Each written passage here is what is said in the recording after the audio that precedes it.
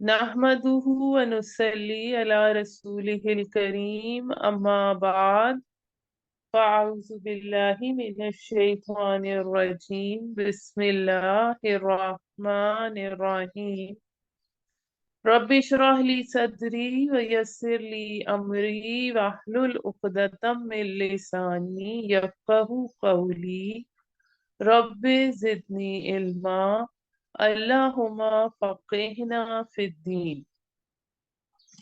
सूरह बनी इसराइल 15वां पारा।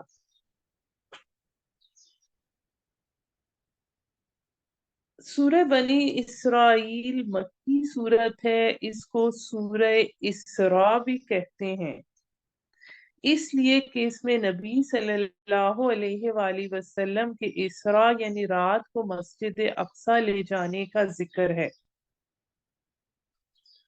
सही बुखारी में हजरत अब्दुल्ला बिन मसूद फरमाते हैं कि ये सूरह बनी इसराइल और सूरह मरियम और सूरह कहफ उन सूरतों में से हैं जो मक्के में अव्वल अव्वल नाज़िल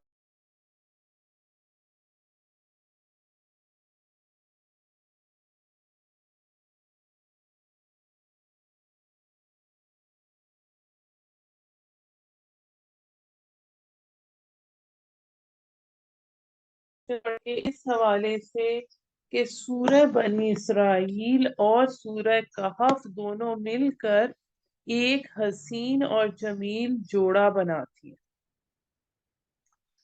सूरह बनी इसराइल का आगाज अल्लाह ताला की तस्बीह सुब्हानल्लज़ी से होता है, जबकि सूरह कहफ भी अल्लाह की तमहीद यानी अल्हम्दुलिल्लाहिल्लज़ी से शुरू होती है। तस्बीह से यानी सुभान अल्लाह से निस मीजान और अल्हम्दुलिल्लाह निस मीजान है और अल्हम्दुलिल्लाह इसे भर देता है। यानी सुभान अल्लाह कहने से मार्फत खुदाबंदी की मीजान आधी हो जाती है और अल्हम्दुलिल्लाह कहने से ये मीजान मुकम्मल तौर पर भर जाती है। सूरह बनी इसराइल, अब इनकी जो कुछ मुशाबियतें हैं मैं आपको बता रही हूँ कि जोड़ा क्यों है। सूरह बनी इसराइल की पहली आयत में मज़कूर है कि अल्लाह ताला अपने बंदे को ले गया, जबकि सूरह कहफ की पहली आयत में फरमाया कि अल्लाह ने अपने बंदे पर किताब उतारी। दोनों सूरत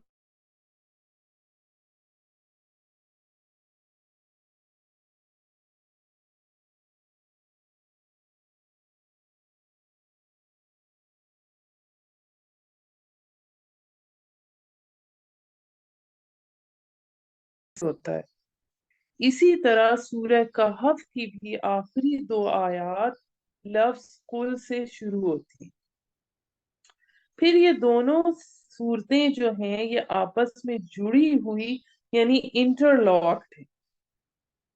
वो इस तरह की सूरह बनी इसराइल की आखिरी आयत एक हुक्म पर खत्म हो रही है, वकुलिल हम्दुलिल्लाहिल्लज़ी, और कहिए कि कुल हम्द और कुल तारीफ उस अल्लाह के लिए है। जबकि सूरह कहफ की पहली आयत का मजमून है इस हुक्म की तामील के साथ शुरू होती है अल्हम्दुलिल्लाहिल्लज़ी।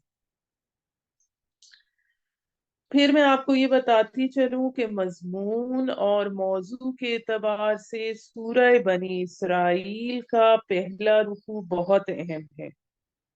इस रुकू में बनी इसराइल की तारीख के उन चार अदवार का तस्करा है जो हुजूर सल्लल्लाहु अलैहि वसल्लम की बेसत तक गुजर चुके थे।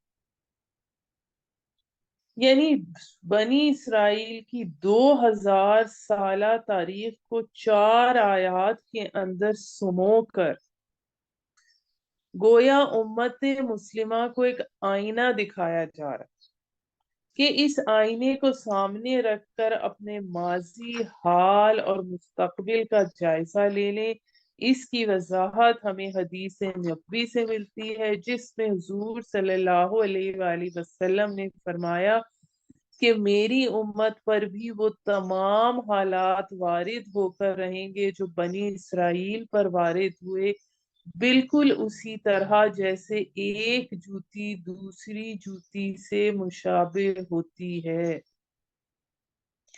یعنی بتایا یہ جا رہا ہے کہ عروج و زوال کے جو ادوار بنی اسرائیل پر گزر چکے، ایسے ہی امت مسلمہ پر بھی وارد ہوں گے۔ تو اب ہم سورہ بنی اسرائیل شروع کرتے ہیں۔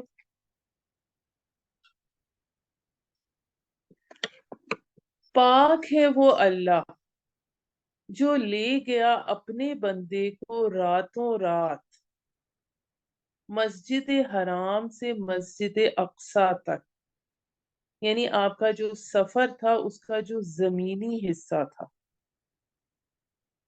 مکہ سے یروشلم تک، وہ مسجد کے برکت دی ہم نے جس کے ماحول کو، یعنی یہاں نبیوں کا مسکن بھی تھا اور بہت سے نبیاں دفن بھی ہیں، اور زرخیز علاقہ بھی بنایا تاکہ دکھلائیں ہم اس کو کچھ نشانیاں، بے شک اللہ سننے والا سب کچھ دیکھنے والا ہے۔ اب یہاں پر ہمارے پاس اس کی پہلی آیت میں رسول اللہ صلی اللہ علیہ وآلہ وسلم کے، پھر سے میں بتا رہی ہوں، سفر معراج کے پہلے مرحلے کی طرف اشارہ ہے جو مسجد حرام سے مسجد اقصی یعنی بیت المقدس تک کے زمینی سفر پر مشتمل ہے۔ اس علاقے کی جو برکات، جو ہم نے اس ماحول کو ہم نے بابرکت بنایا کہ اس علاقے کی برکتی دنیا بھی ہے اور روحانی اعتبار سے بھی ہے، اور یہاں پر ہیکل سلیمانی بھی، بنی اسرائیل کی مرکزی عبادت گاہ بھی یہاں تھی۔ تو سفر معراج کے پہلے حصے میں جب نبی صلی اللہ علیہ وآلہ وسلم کو لے جایا گیا تو وہاں بیت المقدس میں تمام انبیاء کی ارواح کو جمع کیا گیا، انہیں جسد عطا کیے گئے۔ ہمارے حواس اس کیفیت کو سمجھنے سے قاصر ہیں۔ وہاں حضور صلی اللہ علیہ وآلہ وسلم نے تمام انبیاء کی امامت فرمائی۔ اب یہ جو امامت فرمائی اس کی اہمیت اس لیے ہے گو کہ یہ ایک اعلان ہے کہ نبی آخر الزمان صلی اللہ علیہ وآلہ وسلم اور آپ کی امت کو توحید کے ان دونوں مراکز یعنی بیت اللہ اور بیت المقدس کا متولی بنایا جا رہا ہے۔ اس حوالے سے آپ کو پہلے بیت المقدس لے جایا گیا، پھر وہاں سے آپ کے آسمانی سفر کا سلسلہ شروع ہوا، اور اس سفر معراج کا یہ جو دوسرا مرحلہ تھا اس کا ذکر سورہ نجم میں موجود ہے۔ اس کے بعد آیت نمبر 2 میں آتا ہے، اور ہم نے موسیٰ علیہ السلام کو کتاب یعنی تورات دی، اور ہم نے اسے ہدایت بنایا بنی اسرائیل کے لیے کہ تم مت بناؤ میرے سوا کسی کو کارساز۔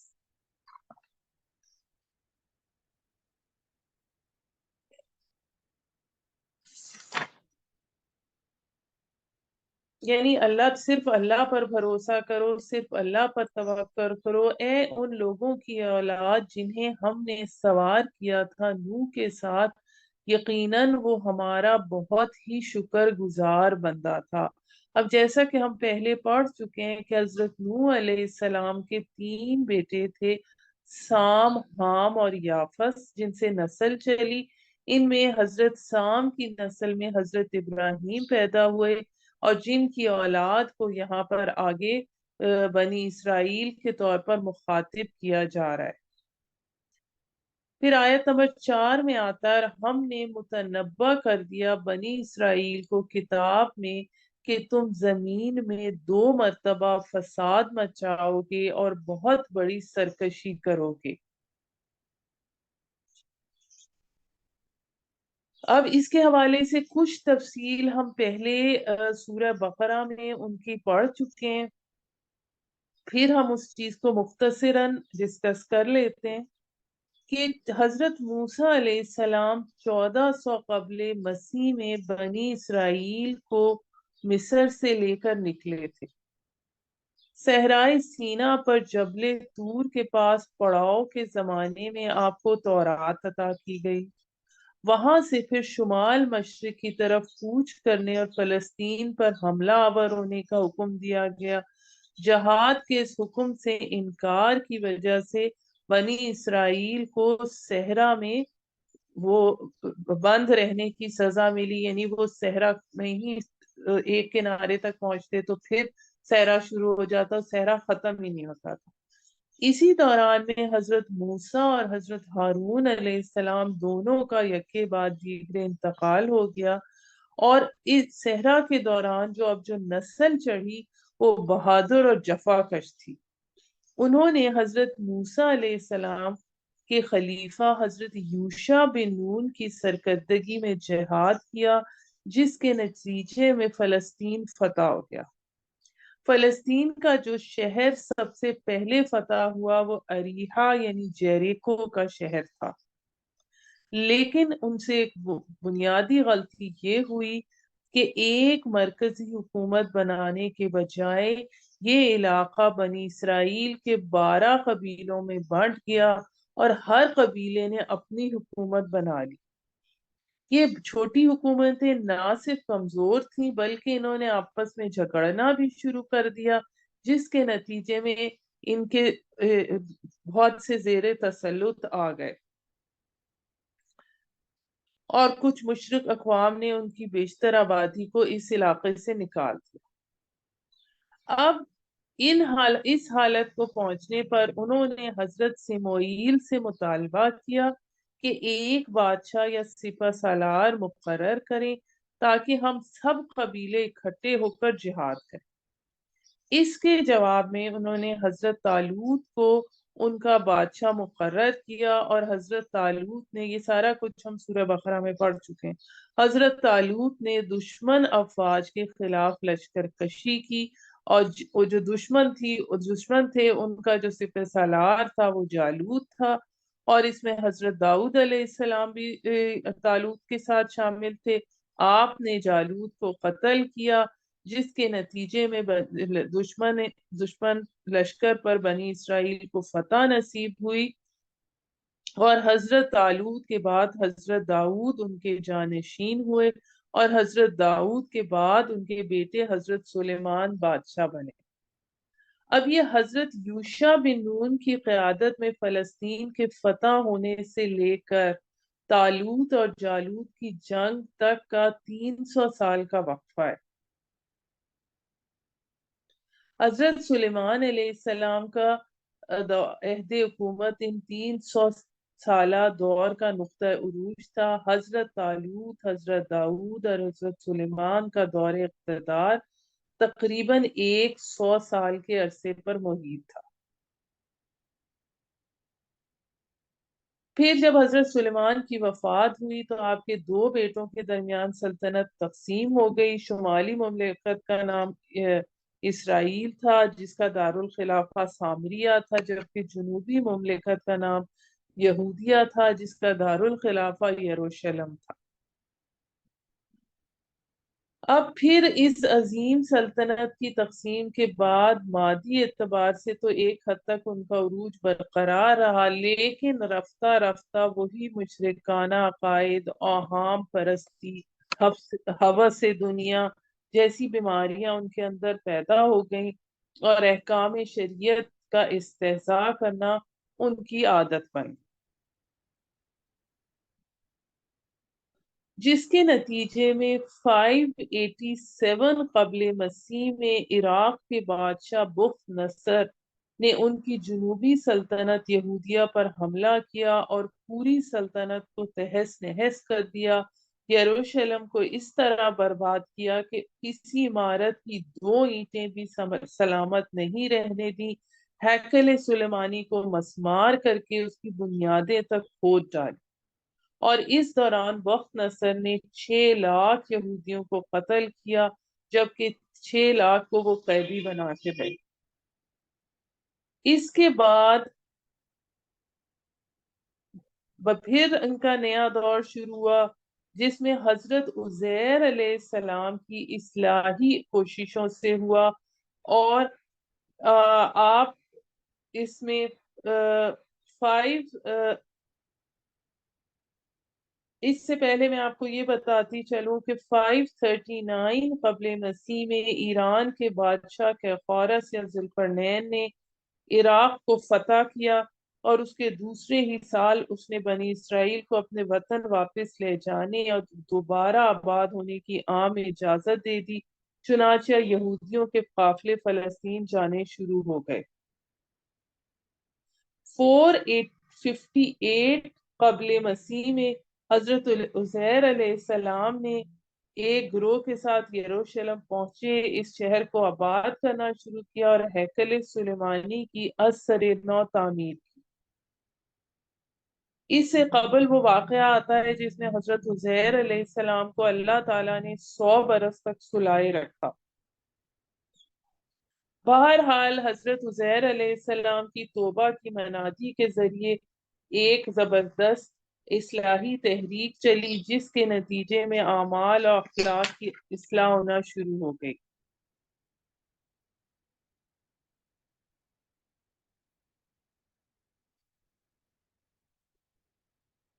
پھر میں آپ کو یہ آگے بتاتی چلوں کہ سن 70 عیسوی میں جو ان کا پھر دوبارہ ٹائٹس رومی نے بزور شمشیر یروشلم کو فتح کر لیا۔ ایک دفعہ پھر سے جب ان پہ زوال آیا تو اس کے بعد پھر سے ان کا ہیکل سلیمانی کو مسمار کر دیا گیا، اور جنرل ٹائٹس کے حکم پر شہر میں قتل عام ہوا، اور ایک دن میں 1,33,000 یہودی قتل ہوئے۔ پھر اس کے بعد جنرل ٹائٹس کے ہاتھوں 70 عیسوی میں ہیکل سلیمانی مسمار ہونے کے بعد حضور صلی اللہ علیہ وآلہ وسلم کی پیدائش یعنی 571 عیسوی تک اسے مسمار ہوئے 500 برس گزر چکے تھے۔ یعنی اس ساری بات کا رزلٹ یہ نکلا کہ داستان عبرت ہے کہ وہ قوم جو اس وقت کی اپنی امت مسلمہ تھی، جس کے اندر 1400 برس تک مسلسل نبوت رہی، جس کو 3 الہامی کتابوں سے نوازا گیا، جس کے بارے میں سورہ بقرہ میں آتا ہے یا بنی اسرائیل اذکروا نعمتی اللتی انعمت علیکم وانی فضلتکم علی العالمین، آیت نمبر 48۔ اے بنی اسرائیل یاد کرو میری نعمت جو میں نے تم لوگوں کو عطا کی، اور یہ کہ میں نے تمہیں فضیلت دی تمام جہان والوں پر۔ اب یہ ساری چیز مسلمانوں کو سمجھانے کے لیے کہ تم پر بھی وہی حالات وارد ہوں گے جو بنی اسرائیل پر وارد ہوئے تھے۔ چنانچہ مسلمانوں کو پہلا عروج عربوں کے زیر قیادت نصیب ہوا، پھر جب زوال آیا تو صلیبیوں کے ہاتھوں عذاب کے کوڑے برسے، پھر چنگیز خان اور ہلاکو خان کے ذریعے برسے، پھر ایک دفعہ امت مسلمہ کو عروج ہوا جس میں ترکوں کے ذریعے عظیم الشان حکومتیں قائم ہوئیں، اور پھر امت مسلمہ پر دوسرا زوال آیا اور جو یورپ کے تسلط کی صورت میں آیا۔ اب ہم اس کی آیت نمبر 5 سے آگے پڑھتے ہیں۔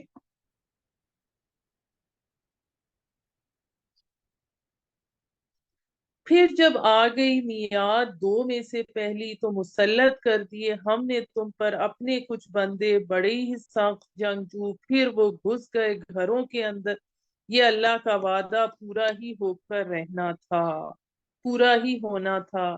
پھر دوبارہ دیا ہم نے تمہیں غلبہ ان پر اور مدد کی تمہارے مال اور بیٹوں سے، اور کر دیا ہم نے تم کو ان سے زیادہ تعداد میں، اگر بھلائی کرو گے تو بھلائی اپنے ہی لیے کرو گے، اور اگر برائی کرو گے تو اپنے لیے۔ پھر جب آ گئی مقررہ پچھلی میعاد تاکہ بگاڑ دیں تمہارے چہرے، تاکہ داخل ہو مسجد میں یعنی مسجد اقصی میں، جس طرح داخل ہوئے تھے وہ پہلی مرتبہ، یعنی دوسری مرتبہ جب ٹائٹس رومی نے حملہ کیا، تاکہ تباہ کر دیں، جس پر غلبہ پائیں پوری طرح۔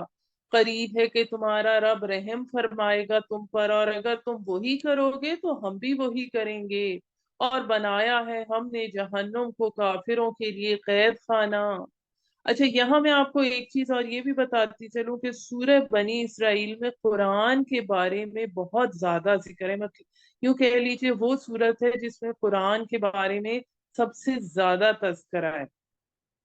آیت نمبر 9، بے شک یہ قرآن ہدایت دیتا ہے اس راہ کی جو سب سے سیدھی ہے، اور بشارت دیتا ہے ایمان والوں کو جو نیک عمل کرتے ہیں کہ ان کے لیے ہے ثواب بڑا، اور یہ کہ جو ایمان نہیں لاتے آخرت پر۔ اب آخرت پر ایمان لانا چونکہ عمل کے اعتبار سے بہت ضروری ہے، اس لیے بار بار اس کا قرآن میں ذکر آتا ہے۔ آخرت پر تیار کر رکھا ہے ہم نے ان کے لیے دردناک عذاب، اور مانگتا ہے انسان برائی کو جیسے مانگتا ہے بھلائی کو، اور ہے انسان جلد باز۔ اور بنایا ہم نے رات کو اور دن کو دو نشانیاں، پھر تاریک کی ہم نے رات کی نشانی، اور بنا دیا ہم نے نشانی دن کو روشن، تاکہ تلاش کرو تم فضل اپنے رب کا، اور تاکہ معلوم کر لو گنتی برسوں کی اور حساب، اور ہر چیز کو ہم نے بیان کر دیا تفصیل کے ساتھ۔ اور ہر انسان کے یہ اہم آیت ہے، اور ہر انسان کے لٹکا دیا ہم نے اس کا اعمال نامہ اس کے گلے میں، اور نکال دکھائیں گے ہم اسے روز قیامت، نوشتہ کے دیکھ لے گا اسے کھلا ہوا۔ اب ہمیں یہ نہیں معلوم کہ یہ کس طرح کا گلے میں اس کے کیا لٹکا دیا ہے، کیا یہ کوئی چپ ہے، کیا چیز ہے جو کہ ریکارڈ کر رہی ہے کہ وہ نکل کے قیامت والے دن دکھا دے گا کہ یہ تمہارے اعمال تھے۔ پڑھ لے اپنا نامہ اعمال، کافی ہے تو خود آج کے دن اپنے حق میں حساب کرنے کو۔ جس نے ہدایت پائی تو اس نے ہدایت پائی اپنے ہی لیے، اور جو بھٹکا تو بھٹکا اپنے ہی لیے۔ وَلَا تَزِرُ وَازِرَةٌ وِزْرَ أُخْرَىٰ، اور نہیں اٹھاتا کوئی بوجھ اٹھانے والا دوسرے کا، اور نہیں ہم عذاب دیتے جب تک نہ بھیج دیں ہم کوئی رسول۔ اور جب ارادہ کرتے ہیں ہم کہ ہلاک کر دیں کسی بستی کو، تو حکم دیتے ہیں ہم اس کے خوشحال لوگوں کو، تو وہ نافرمانی کرتے ہیں اس میں، بس ثابت ہو جاتی ہے ان پر بات، پھر اکھاڑ پھینکتے ہیں ہم اس کو پوری طرح۔ اور کتنی ہی ہلاک کر دی ہم نے امت نوح کے بعد۔ اور کافی ہے تیرا رب اپنے بندوں کے گناہوں کو جاننے والا، دیکھنے والا، اور جو چاہتا ہے دنیا کے فائدے جلدی دے دیتے ہیں ہم اسے دنیا میں، جس قدر چاہیں جس کے لیے چاہیں پھر بنا دیں گے ہم اس کے لیے جہنم، داخل ہوگا وہ اس میں ملامت زدہ راندہ ہوا۔ یعنی اللہ تعالیٰ ان لوگوں کو جو صرف متاع دنیا کے لیے سرگردہ رہتے ہیں، جس کو چاہے جس وقت چاہے اپنی حکمت اور مصلحت کے تحت سامان دنیا دے دیتا ہے، تاکہ ان کی جد و جہد اور فانی نیکیوں کا فانی پھل بھی انہیں مل جائے، اور نتیجہ نہایت ذلت اور رسوائی کے ساتھ دوزخ کے ابدی جیل خانے میں دھکیل دیے جانے کا ہوتا ہے۔ اب یہ چیز ہمارے لیے بہت غور طلب ہے کہ ہماری کوششیں، ہماری جد و جہد کس چیز کے لیے، دنیا کے لیے یا آخرت کے لیے۔ لیکن ضروری بھی نہیں ہے کہ ہر شخص جو دنیا کی جد و جہد کرے اس کو دنیا مل ہی جائے۔ یہ اللہ تعالیٰ نے کہا ہے جس قدر چاہیں جس کے لیے چاہیں، اور جو خواہش مند ہو آخرت کا اور وہ کوشش کرے اس کے لیے اسی کے لائق، اور وہ ایمان بھی رکھتا ہو، تو ایسے ہی لوگ ہیں جن کی کوشش مقبول ہوگی۔ ہم ہر ایک کی مدد کرتے ہیں، ان کی بھی اور ان کی بھی، یعنی طالب دنیا کو بھی اور طالب آخرت کو بھی، تیرے رب کی بخشش سے۔ اور نہیں ہے بخشش تیرے رب کی روکی جانے والی۔ دیکھ کیسے فضیلت دی ہم نے ان میں سے بعض کو بعض پر، اور البتہ آخرت بڑھ کر ہے درجات میں اور بڑھ کر ہے فضیلت میں۔ یعنی آخرت تو لامحدود ہے، دنیا جس کے لیے تم جدوجہد کرے ہو بہت لمیٹڈ ہے۔ اور نہ ٹھہراؤ اللہ کے ساتھ معبود کوئی دوسرا، اور نہ بیٹھ رہے ورنہ بیٹھ رہے گا تو بدحال بے یار و مددگار ہو کر۔ اب یہاں پر آگے سے ہمارے پاس تورات کے احکام عشرہ کا قرآنک ورژن آ رہا ہے۔ یہ تورات کا نچوڑ ہے، اس کا خلاصہ ہم پہلے سورہ انعام میں پڑھ چکے ہیں۔ پہلا حکم اس میں آتا ہے، حکم دیا تیرے رب نے کہ نہ عبادت کرو تم مگر اسی کی۔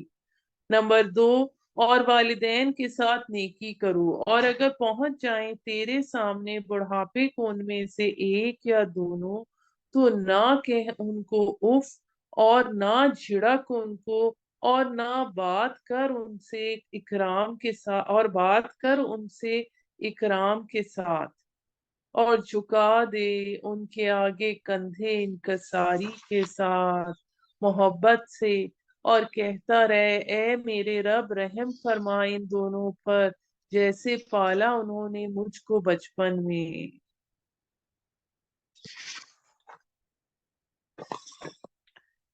تمہارا رب ہی خوب جانتا ہے اس کو جو تمہارے دلوں میں ہے۔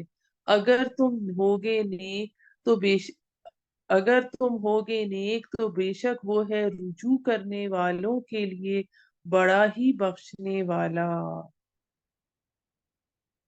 اب اس کے بعد تیسرا پوائنٹ آ رہا ہے، اور دے قرابت دار کو اس کا حق، اور مسکین کو اور مسافر کو بھی، اور مت خرچ کر بیچا۔ اب خرچ کر یہاں پر جو تبذیرات سے مراد یہ کہ بیجا خرچ سے اسراف بھی اس میں مراد ہے، لیکن زیادہ جو مراد ہے نا وہ نام و نمود کے لیے خرچ کرنا ہے، جیسے شادیوں وغیرہ پر خرچ کیا جاتا ہے۔ بے شک بیجا خرچ کرنے والے بھائی ہیں شیطانوں کے، اور ہے شیطان اپنے رب کا ناشکرا۔ اور اگر پہلو تہی کرے ان سے کہ تو انتظار میں ہے رحمت کا اپنے رب کی جس کی تجھے امید ہے، تو کہہ ان سے بات نرمی سے۔ یعنی اگر تمہارے پاس دینے کو کچھ نہیں ہے تو اور تم چاہتے ہو تو ان کو نرمی سے ان کو منع کرنا ہے، تو ان کو نرمی سے سمجھا دو کہ اللہ کا فضل ہوا تو ہم تمہاری مدد کر دیں گے۔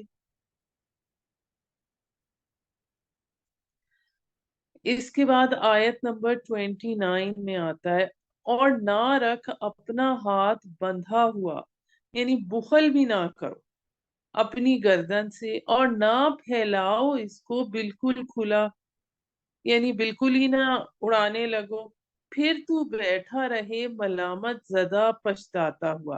اب اس میں یہ حکم دیا گیا کہ اعتدال کی راہ اختیار کرو۔ اب کسی کی مدد کرنی ہے تو اس میں بخل سے بھی نہ کام لو، اور یہ بھی نہ کرو کہ اتنا زیادہ اللہ کی راہ میں دے دو کہ خود خالی ہو کے بیٹھ جاؤ، خود مانگنا پڑ جائے۔ بے شک تیرا رب ہی کشادہ کرتا ہے رزق جس کے لیے چاہے، اور تنگ کر دیتا ہے، بے شک وہ ہے اپنے بندوں کا حال جاننے والا دیکھنے والا۔ یعنی اب آپ بعض اوقات کسی کی مدد کرنا چاہتے ہیں تو آپ بہت زیادہ دے دیتے ہیں کہ یہ کسی طرح ایک دفعہ اس کے حالات ٹھیک ہو جائیں، لیکن اللہ تعالیٰ کہہ رہے کسی کی اگر رزق کی تنگی لکھی ہے تو وہ مدد، اس کی رزق کی کشادگی اللہ ہی دینے والا ہے، تم اس کے حالات کو ٹھیک نہیں کر سکتے۔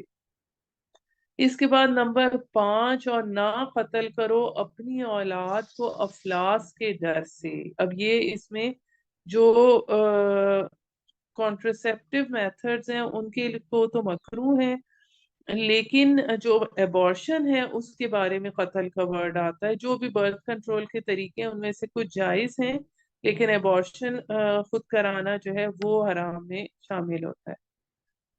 اور ہم روزی دیتے ہیں انہیں اور تمہیں بھی، بے شک ان کا قتل گناہ ہے بہت بڑا۔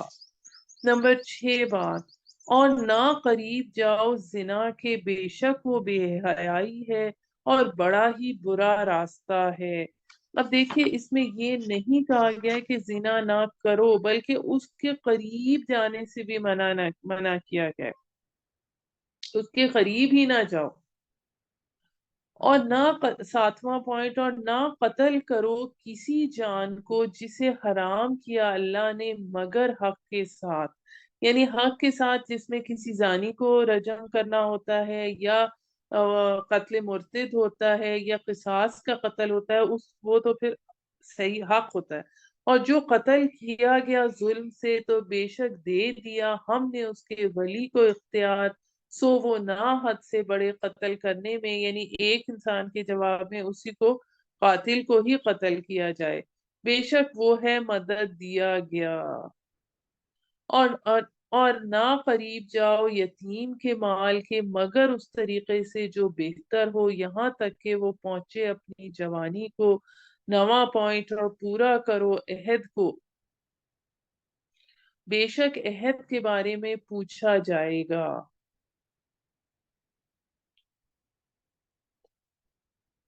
اور 10واں پوائنٹ، اور پورا کرو ماپ جب تم کر دینے لگو، اور تولو سیدھی ترازو سے، یہ بہتر ہے اور اچھا ہے انجام کے اعتبار سے۔ اب اس کے بعد 11واں پوائنٹ، اور نہ پیچھے پڑو اس کے کہ نہیں ہے تیرے پاس جس کا علم، بے شک کان اور آنکھ اور دل ان میں سے ہر ایک کے بارے میں پوچھ گچھ ہوگی۔ 12واں پوائنٹ، اور نہ چل زمین پر اکڑ کر، بے شک تو نہ پھاڑ سکے گا زمین کو، اور نہ پہنچ سکے گا پہاڑوں کی لمبائی تک۔ اب یہاں میں آپ کو بتا چلوں، قرآن میں تو یہ 12 پوائنٹس ہیں، جبکہ تورات میں یہ 10 تھیں۔ یہ Quranic version of 10 commandments of تورات۔ اب اس کے بعد آگے آیت نمبر 38 آتا ہے۔ یہ ساری باتیں ایسی ہیں کہ ان کی برائی تیرے رب کے نزدیک مکروہ ہے، ناپسندیدہ ہے۔ یہ ان میں سے ہے جو وحی کی تیری طرف تیرے رب نے حکمت سے، اور نہ بنا اللہ کے ساتھ معبود کسی اور کو، ورنہ تو ڈال دیا جائے گا جہنم میں ملامت زدہ پچھتاتا ہوا۔ کیا چن دیے تمہارے رب نے بیٹے اور بنا لیا اپنے لیے فرشتوں کو بیٹیاں؟ بے شک تم کہتے ہو بڑی گستاخی کی بات۔ اور بے شک طرح طرح سے بیان کر دیا ہم نے اس قرآن میں، پھر قرآن کا بار بار اس میں ذکر ہے، تاکہ یعنی مختلف اسلوب سے ہم نے، اللہ تعالیٰ کہہ رہے ہیں، بیان کیا ہے، تاکہ نصیحت پکڑے، اور نہیں اثر ہوا ان پر مگر دوری کا، کہہ دیجئے اگر ہوتے اللہ کے ساتھ اور بھی معبود جیسا کہ یہ کہتے ہیں، تو تب وہ ضرور ڈھونڈتے صاحب عرش کی طرف مقابلے کے لیے راستہ، یعنی سب چاہتے کہ میں بڑا معبود بن جاؤں۔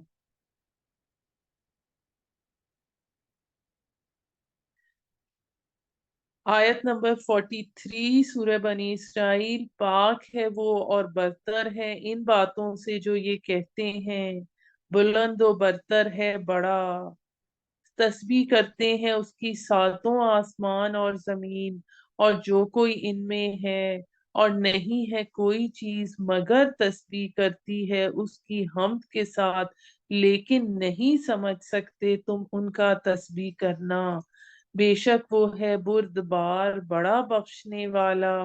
اور جب پڑھتا ہے تو قرآن، کر دیتے ہیں ہم تیرے اور ان کے جو نہیں ایمان رکھتے آخرت پر ایک پردہ پوشیدہ، یعنی ان کے لاؤبالی پن کی وجہ سے۔ اب یہ دیکھیے یہاں پر بار بار یہ نہیں آ رہا اللہ کے پر ایمان کی بات، آخرت پر جو ایمان نہیں رکھتے تو ان کے ہم پردہ پوش، کیونکہ آخرت پر ایمان انسان کو کہ اس کی پکڑ ہوگی، اس کو صحیح کام کی طرف راغب کرتا ہے۔ اور ڈال دیے ہیں ہم نے ان کے دلوں پر پردے کہ نہ سمجھ سکیں وہ اس کو، اور ان کے کانوں میں ہے بوجھ، اور جب تو ذکر کرتا ہے اپنے رب کا قرآن میں اس کی وحدانیت کا تو بھاگتے ہیں پیٹھ پھیر کر نفرت سے کہ ہمارے الہ کا کیوں نہیں ذکر کرتے۔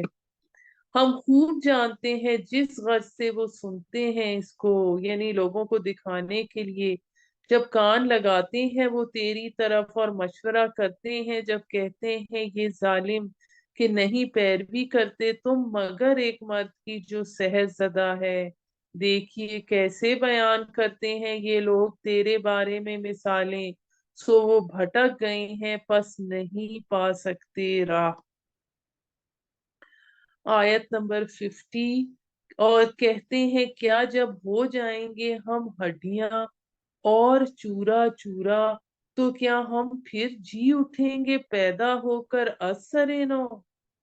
کہہ دیجئے ہو جاؤ تم پتھر یا لوہا یا کوئی اور چیز جو بڑی سخت ہو تمہارے دلوں میں، پھر وہ کہیں گے کون دوبارہ زندہ کرے گا ہمیں۔ کہہ دیجئے وہی جس نے پیدا کیا تمہیں پہلی مرتبہ، یعنی پہلی مرتبہ تو ایک کام کو کرنا زیادہ مشکل ہوتا ہے، جب اس نے پہلی دفعہ پیدا کر لیا تو دوسری دفعہ اس کے لیے پیدا کرنا کیا مشکل ہے۔ پھر ہلائیں گے تیرے آگے اپنے سر اور کہیں گے کب ہوگا ایسا۔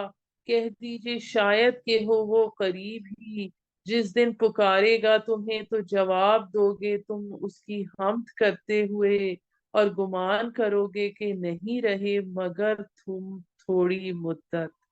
کہہ دیجئے میرے بندوں سے کہیں وہی بات جو بہت بہتر ہو، بے شک شیطان فساد ڈالتا ہے ان کے درمیان، اور بے شک شیطان ہے انسان کا دشمن کھلا۔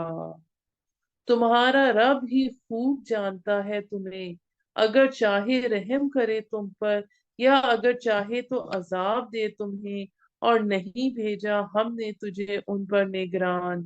تیرا رب ہی خوب جانتا ہے ان کو جو آسمانوں میں ہے اور زمین میں، اور البتہ فضیلت دی ہم نے بعض نبیوں کو بعض پر، اور عطا کی ہم نے داؤد کو زبور۔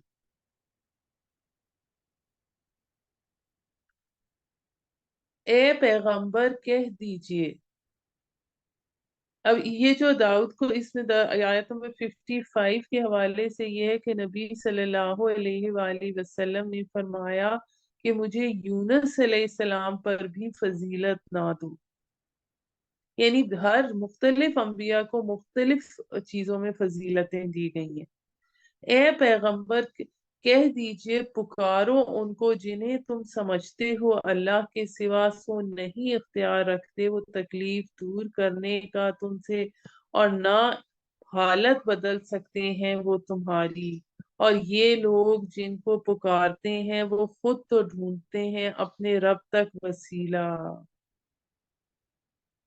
یعنی تقرب، اور کون ہے ان میں قریب تر اللہ کے اور امید رکھتے ہیں اس کی رحمت کی، یعنی جن کو یہ پکارتے ہیں اللہ کے سوا، چاہے وہ کوئی بزرگان دین ہوں، اولیاء اللہ ہوں یا حضرت عیسیٰ ہوں، وہ تو خود اللہ تک قرب ڈھونڈتے ہیں اور امید رکھتے ہیں اس کی رحمت کی، اور ڈرتے ہیں اس کے عذاب سے۔ بے شک عذاب تیرے رب کا ڈرنے کی چیز ہے، اور نہیں کوئی بستی کفار کی مگر ہم ہلاک کریں گے اسے روز قیامت سے پہلے، یا عذاب دیں گے اس کو عذاب سخت، یہ ہے بات کتاب میں لکھی ہوئی، یعنی قیامت سے پہلے جو بہت بڑی تباہی آنی ہے، ملاحمت العظمی جس کا ذکر آتا ہے احادیث میں، ملاحمہ میں لحم سے یعنی گوشت سے یہ نکلا ہے۔ اور نہیں روکا ہمیں کسی چیز نے کہ بھیجیں ہم نشانیاں، مگر جھٹلایا ان کو پہلے لوگوں نے، اور دی ہم نے سمود کو اونٹنی باعث بصیرت، پھر ظلم کیا انہوں نے اس پر، اور نہیں بھیجتے ہم نشانیاں مگر ڈرانے کے لیے۔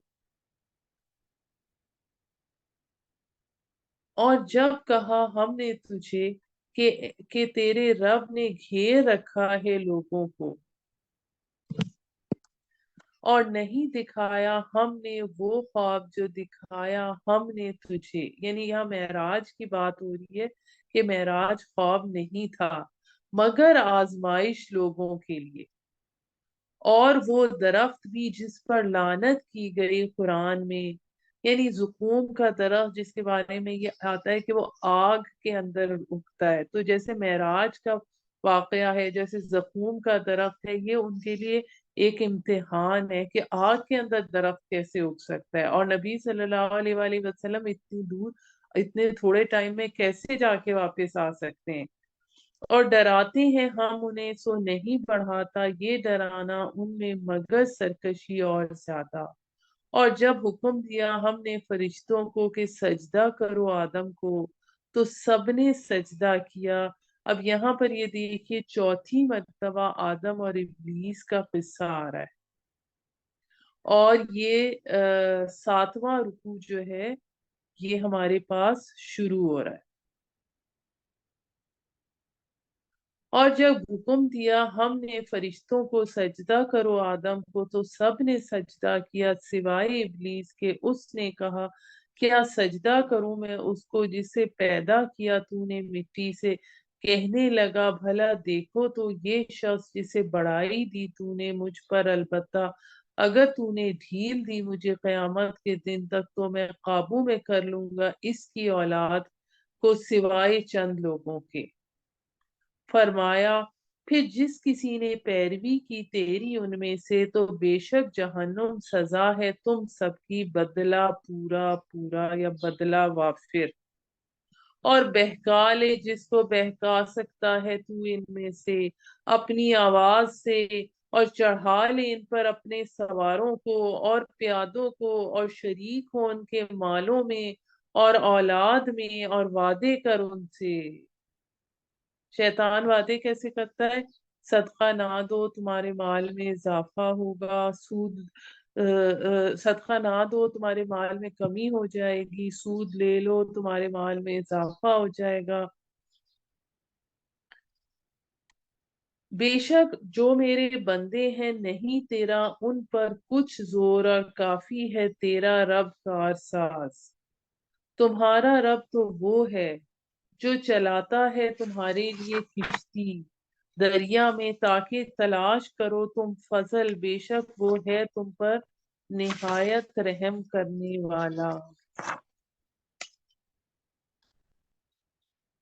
اور جب تمہیں لاحق ہو ضرر دریا میں تو گم ہو جاتے ہیں وہ جنہیں تم پکارتے تھے اللہ کے سوا۔ ابھی حضرت اکرمہ کا واقعہ ہم اس حوالے سے پڑھ چکے ہیں۔ پھر جب وہ بچا لاتا ہے تم کو خشکی کی طرف تو منہ پھیر لیتے ہو تم، اور انسان تو ہے بڑا ہی ناشکرا۔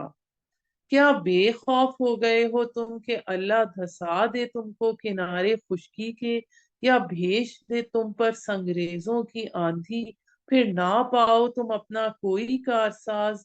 یا بے خوف ہو گئے ہو تم اس سے کہ لوٹا لے جائے تم کو سمندر میں دوسری بار، پھر بھیج دائے تم پر سخت طوفانی ہوا، پھر غرق کر دے تم کو بسبب تمہارے کفر کے؟ یعنی اس دفعہ تو تم بچ گئے، کشتی سے اتر کے تم پھر اللہ کو بھول گئے، اگر تو کیا دوبارہ تمہیں سفر پہ بحری سفر پہ نہیں جانا کہ وہ دوبارہ تمہیں غرق نہیں کر سکتا؟ پھر نہ پاؤ گے تم اپنے لیے ہم پر کوئی باز پرس کرنے والا۔ اور البتہ عزت بخشی ہم نے بنی آدم کو، اور سواری دی ہم نے ان کو خشکی اور دریا میں، اور روزی دی ہم نے ان کو پاکیزہ چیزوں سے، اور فضیلت دی ہم نے ان کو بختوں پر اپنی مخلوقات میں سے بڑی فضیلت۔ جس دن بلائیں گے ہم تمام انسانوں کو ان کے سرداروں کے ساتھ، یعنی ان کے لیڈرز ان کے ساتھ ہوں گے، پھر جس کو دیا گیا اس کا اعمال نامہ داہنے ہاتھ میں تو وہ پڑھیں گے اپنا اعمال نامہ، اور نہ ظلم ہوگا ان پر ذرہ برابر۔ اور جو کوئی رہا اس جہان میں اندھا، یعنی آیات الہی پر غور نہیں کیا اس نے، تو وہ آخرت میں بھی اندھا ہی ہوگا۔ اس نے دنیا کی چیزوں کو یا آسمان زمین کائنات ان سب کو بھی دیکھ کے یہ نہیں سوچا کہ ان سب کو بنانے والا کون ہے، تو وہ آخرت میں بھی اندھا ہی ہوگا۔ اس نے دیکھا ان چیزوں کو مگر حیوانوں کی طرح دیکھا، شعور سے نہیں دیکھا، اور بھٹکا ہوا راہ سے، اور بے شک قریب تھا کہ بہکا دے وہ تجھے اس چیز سے جو وحی کی ہم نے تیری طرف۔ یعنی وہ یہ کہتے تھے کہ قرآن میں کچھ ترمیم کر دو تاکہ جھوٹ گھڑ لے تو ہم پر اس کے علاوہ، اور تب تو بنا لیتے وہ تجھے اپنا دوست۔ اب اگلی آیت جو ہے یہ نبی صلی اللہ علیہ وآلہ وسلم سے ہے، لیکن یہ بھی مشکل ترین مقامات میں سے اس حوالے سے کہ خطاب تو حضور صلی اللہ علیہ وآلہ وسلم سے ہو رہا ہے، لیکن عتاب جو ہے وہ ان پر جو دباؤ ڈال رہے ہیں ان پر کیا جا رہا ہے۔ اور اگر نہ ثابت قدم رکھا ہوتا ہم نے تجھے تو قریب تھا کہ تو جھک جاتا ان کی طرف کسی قدر، اس وقت البتہ ہم چکھاتے مزہ تجھے دگنا زندگی میں اور دگنا موت کا، پھر نہ پاتا تو اپنا ہمارے مقابلے میں کوئی مددگار، اور قریب تھا کہ اکھیڑ دیں تیرے قدم اس شہر سے تاکہ نکال دیں وہ تجھے یہاں سے۔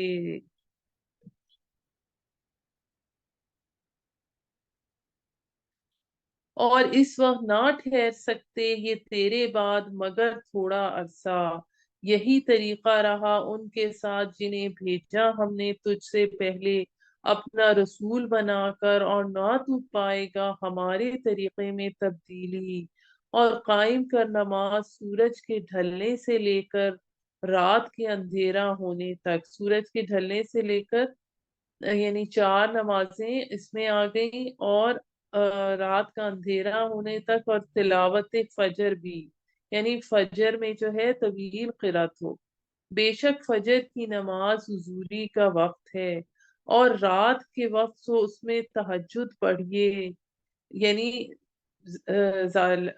تہجد پڑھیے، 8 رکعت پڑھیے، یہ زائد عمل ہے تیرے لیے، قریب ہے کہ فائز کر دے تجھ کو تیرا رب مقام محمود پر۔ مطلب تہجد میں بھی حکم یہ ہے کہ طویل قرات کی جائے۔ اور اے میرے رب پہنچا مجھ کو پہنچنا سچائی کے ساتھ، اور جو نکالے تو نکال مجھے سچائی کے ساتھ، اور عطا کر مجھے اپنے ہاں سے غلبہ اپنی نصرت کے ساتھ ملا ہوا۔ اور کہہ دیجئے حق آ پہنچا اور باطل مٹ گیا، یعنی مکہ فتح ہوگا، اور بے شک باطل ہے مٹنے ہی والا۔ اور نازل کرتے ہیں ہم اس قرآن میں وہ باتیں جو شفا ہیں اور رحمت ہیں ایمان والوں کے لیے۔ وَنُنَزِّلُ مِنَ الْقُرْآنِ مَا هُوَ شِفَاءٌ وَرَحْمَةٌ لِّلْمُؤْمِنِينَ، اور نہیں اضافہ کرتا ظالموں کے لیے مگر خسارے کا۔ اب کس بیماری سے شفا ہے؟ کفر سے، شرک سے، حب دنیا سے شفا ہے۔ اور جب ہم ان نعمت دیتے ہیں کسی انسان کو تو وہ منہ پھیر لیتا ہے اور پہلو تہی کرتا ہے، اور جب پہنچتی ہے اسے کوئی تکلیف تو وہ ہو جاتا ہے مایوس۔ اب اس سے اگلی جو آیت نمبر 84 ہے، یہ وہ آیت ہے کہ جس کے حوالے سے ہم سورہ بقرہ کے آخری جو رکوع ہے اس میں پڑھ چکے ہیں، لا یکلف اللہ نفس الا وسعہا کے حوالے سے، کہ یہاں پر شاکلہ کا ذکر آیا کہ حدود جو شخصیت کی ہیں اللہ تعالیٰ نے وہ متعین کی ہیں، اور دو چیزوں کی بنیاد پہ انسان کا شاکلہ یعنی اس کا سانچہ بنایا ہے، ایک اس کی جینز اور دوسرا اس کا ماحول۔ کہہ دیجئے ہر شخص عمل کرتا ہے اپنے طریقے پر، یہاں جو طریقے ہیں اس سے مراد یا شاکلہ یا وہ سانچہ ہے اگر ایگزیکٹ میننگ میں دیکھا جائے۔ سو تمہارا رب ہی خوب جانتا ہے کس نے سیدھی راہ پا لی ہے، یعنی ہر انسان کا امتحان اس حد کے اندر ہے کہ وہ اس حد میں اپنی حد کے اندر کتنی کوشش کرتا ہے، کتنی جدوجہد کرتا ہے۔ اب اس سے آگے ہمارے پاس وہ آ رہا ہے کہ یہودیوں نے جو سوالات کیے تھے، جیسے یہودیوں نے سورہ یوسف میں ہم نے پڑھا، سوال کیا تھا کہ بنی اسرائیل مصر تک کیسے پہنچے، تو اس کا جواب دیا گیا تھا۔ تو یہاں پر یہودیوں نے جو سوالات کیے تھے وہ 3 سوال کیے تھے۔ پہلی چیز روح کیا ہے، دوسری چیز ذوالقرنین کون تھا، اور تیسری چیز اصحاب کہف کون تھے۔ پہلے سوال کا یہاں پر مختصر جواب ہے اور باقی دونوں سوالوں کا سورہ کہف میں جواب ہے۔ تو اس میں آیت نمبر 85 میں آتا ہے، اور سوال کرتے ہیں تجھ سے روح کی بابت، کہہ دیجئے کہ روح میرے رب کے امر میں سے۔ جیسا کہ ہم پہلے پڑھ چکے ہیں کہ روح عالم امر میں سے ہے۔ 3 چیزیں، روح، وحی اور فرشتے، اور عالم امر کے لیے ٹائم ایلیمنٹ نہیں ہے۔ اور دوسرے، ہم عالم خلق کا علم حاصل کر سکتے ہیں لیکن عالم امر کا علم ہم پہ نہیں حاصل کرتے، اس پر ایمان بالغیب لانا ضروری ہے۔ اور نہیں دیا گیا تم کو علم، سوال کرتے ہیں تجھ سے روح کی بابت، کہہ دیجئے کہ روح میرے رب کے امر میں سے ہے، اور نہیں دیا گیا تم کو علم مگر تھوڑا سا، اور اگر ہم چاہیں تو سلب کر لیں وہ چیز جو وحی کی ہم نے تیری طرف، اور پھر نہ پائے گا تو اس کو لانے کے لیے ہمارے مقابلے میں کوئی کار ساز،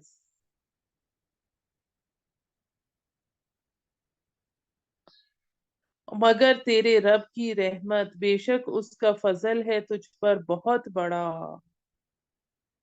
کہہ دیجئے اگر جمع ہو جائیں انسان اور جن اس پر کہ لائیں وہ مثل اس قرآن کے، تو نہ لسلا سکیں گے وہ اس کی مثل، اگرچہ ہو جائیں وہ ایک دوسرے کے مددگار۔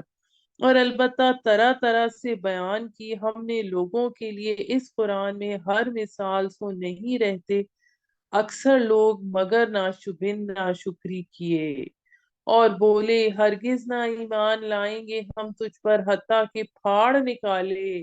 وہ جو معجزے مانگتے تھے، ہم پہلے سورہ انعام میں پڑھ چکے ہیں کافی، تو ہمارے لیے زمین سے ایک چشمہ، یا پیدا ہو جائے تیرے لیے ایک باغ کھجور کا، انگور کا، پھر بہائے تو نہریں اس کے درمیان سے پھاڑ کر، یا گرا دے تو آسمان جیسے تو دعویٰ کرتا ہے ہمارے اوپر ٹکڑے ٹکڑے، یا لے آ اللہ کو اور فرشتوں کو سامنے، یا ہو جائے تیرے لیے گھر سونے کا، یا چڑھ جائے آسمان پر، اور ہرگز نہ مانیں گے ہم تیرے چڑھنے کو حتیٰ کہ نہ اتار لائے تو ہم پر کوئی مکتوب جسے ہم پڑھ لیں۔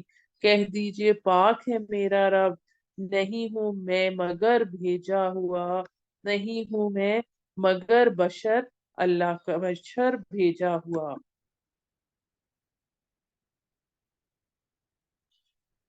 اور نہیں روکا لوگوں کو ایمان لانے سے جب پہنچی ان کے پاس ہدایت، مگر ان کے اس قول نے کہ کیا بھیجا ہے اللہ نے ایک بشر کو رسول بنا کر۔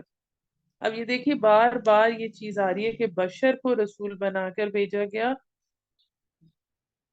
اور کہہ دیجئے اگر ہوتے زمین میں فرشتے چلتے پھرتے اطمینان سے، تو ہم ضرور نازل کرتے ان پر آسمان سے ایک فرشتہ رسول بنا کر، یعنی فرشتوں کے لیے فرشتہ نمونہ ہوتا۔ کہہ دیجئے کافی ہے اللہ گواہ میرے اور تمہارے درمیان، بے شک وہ ہے اپنے بندوں کی خبر رکھنے والا اور دیکھنے والا، اور جسے ہدایت دے اللہ پس وہی ہے ہدایت یافتہ، اور جسے بھٹکا دے پھر ہرگز نہ پائے گا تو ان کے لیے کوئی مددگار اللہ کے سوا۔ اور اٹھائیں گے ہم ان کو روز قیامت منہ کے بل اندھے اور گونگے اور بہرے بنا کر، ٹھکانہ ہے ان کا جہنم، جب بجھنے لگے گی اس کی آگ بڑھا دیں گے ہم ان کے لیے اس کی تیزی۔ یہاں پر 11:59 ہو رہے ہیں، 12:05 تک ہم بریک لیتے ہیں، انشاءاللہ 12:05 پر آگے ہم کنٹینیو کریں۔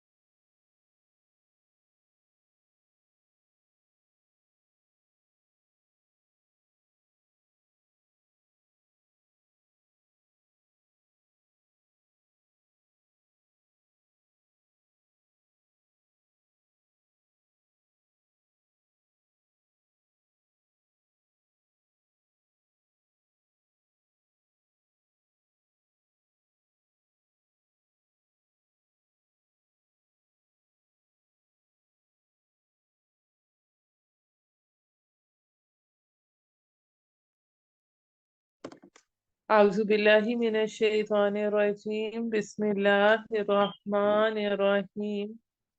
आयत नंबर 98, सूरह बनी इसराइल।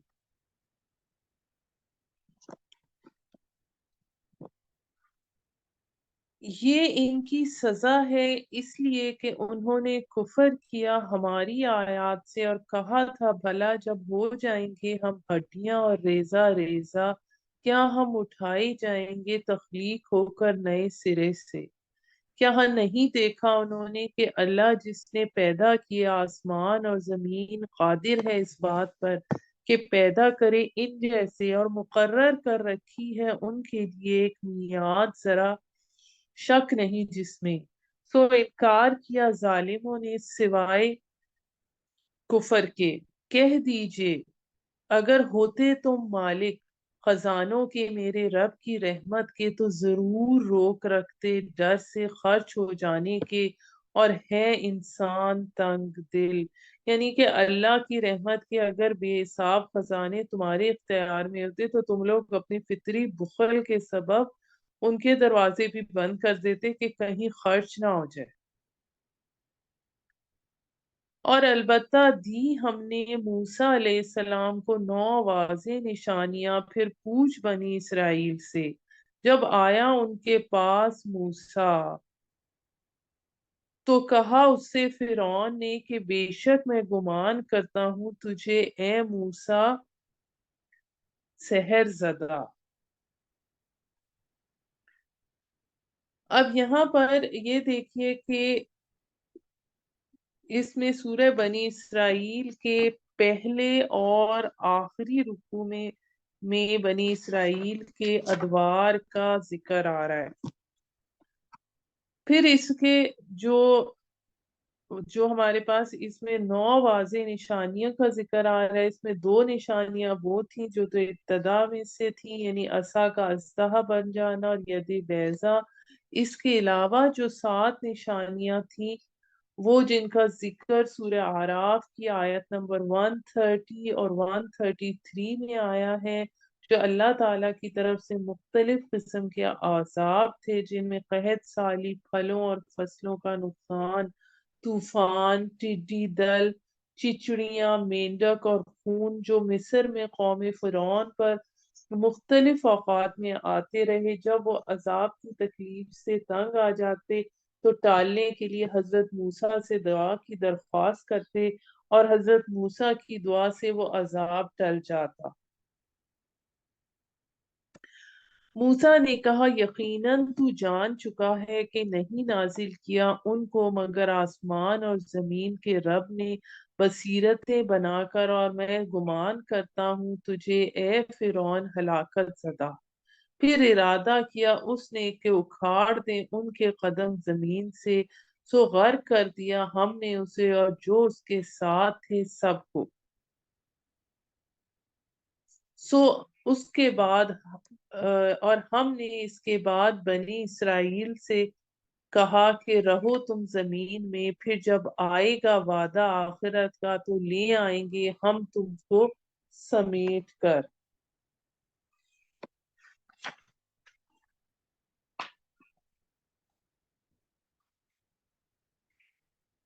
तो इसमें जो अक्सर और बेशतर मुफस्सिरीन ने वादुल आखिरा से मुराद जो है क़यामत ली है। और हक के साथ नाजिल किया हमने इसको और हक के साथ ही उतारा है ये कुरान। यानी अगर इस और अगर हमने इस कुरान को तर्क कर दिया छोड़ दिया तो यही हमारे आज के जवाल की वजह है। और नहीं भेजा हमने तुझको मगर बशारत देने वाला और डराने वाला और कुरान को जुदा जुदा किया हमने ताकि तू पढ़े इसे लोगों पर ठहर ठहर कर और नाजिल किया हमने इसको थोड़ा थोड़ा। यानी कुरान के मुख्तलिफ अहकामात एक वक्त के ऐन मौके पर एक वक्त में नाजिल नहीं किए गए बल्कि मुख्तलिफ औकात में जिन आयात और अहकाम की जिस वक्त जरूरत हो وہ لوگوں کو پڑھ کے سنائے جائیں. جیسے جیسے آپ صلی اللہ علیہ وآلہ وسلم کی دعوت کی تحریک آگے بڑھتی چلی گئی، اس حساب سے قرآن کے احکامات کی طرف سے رہنمائی ہوتی چلی گئی. اس وجہ سے پورا قرآن یک بارگی نازل نہیں کیا گیا.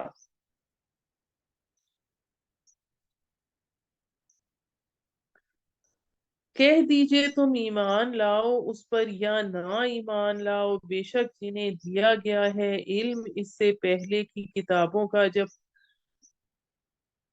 جب پڑھا جاتا ہے ان کے سامنے قرآن گرتے ہیں ٹھوڑیوں کے بل سجدے میں اور کہتے ہیں پاک ہے ہمارے رب، بے شک ہے وعدہ ہمارے رب کا ضرور پورا ہونے والا.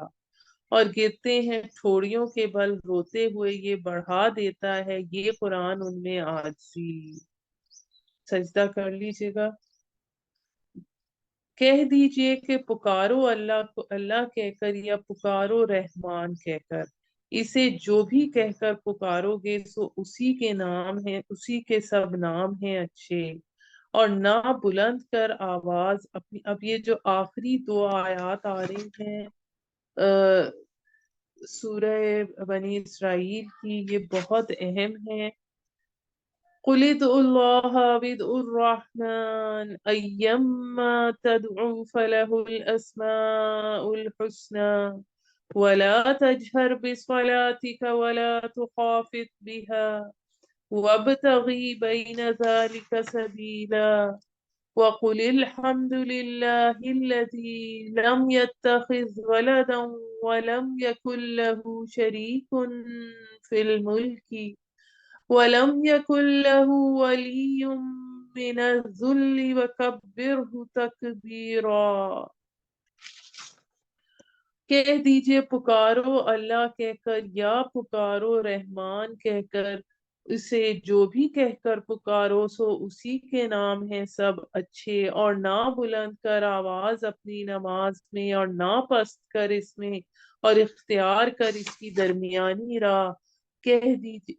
اب اس میں ایک تو میں یہ بتاتی چلوں، یہ دونوں آیات جو ہیں یہ معرفت خداوندی کے عظیم خزانے ہیں، توحید ربانی کے عظیم خزانے ہیں. اور اس کی جو آخری آیت ہے یہ سورہ اخلاص کے وزن پر ہے، جس میں 5 انداز سے اللہ کی تعریف کی گئی ہے. پہلی چیز، اور کہہ دیجئے تمام تعریفیں اللہ کے لیے ہیں. نمبر 2، اور جو نہ رکھتا ہے اولاد. نمبر 3، اور نہ ہی اس کا کوئی شریک ہے حکومت میں. نمبر 4، اور نہ ہی ہے اس کا کوئی مددگار درماندگی کی بنا پر. نمبر 5، اور اس کی بڑائی بیان کر کمال درجے کی بڑائی، یعنی اللہ کو بڑا کرو جیسا کہ اس کو بڑا ہونا، جس طرح اللہ بڑا ہے تو اس کی بڑائی بیان کرو. اس کے جواب میں سورہ کہف کا آغاز اللہ تعالی کی تعریف سے ہو رہا ہے.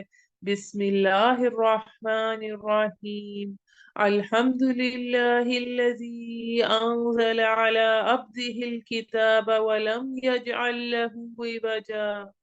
سب تعریفیں اللہ ہی کے لیے ہیں جس نے نازل کی اپنے بندے پر یہ کتاب اور نہ رکھی اس میں کچھ کجی. یعنی جو میں نے آپ سے پہلے بات کی تھی کہ دونوں صورتیں انٹر لاکڈ ہیں اور یہ جوڑے کی صورت میں ہیں، سورہ کہف اور سورہ بنی اسرائیل، اور حکم کی تعمیل ہو رہی ہے کہ اللہ تعالیٰ کی بڑائی بیان ہو رہی ہے.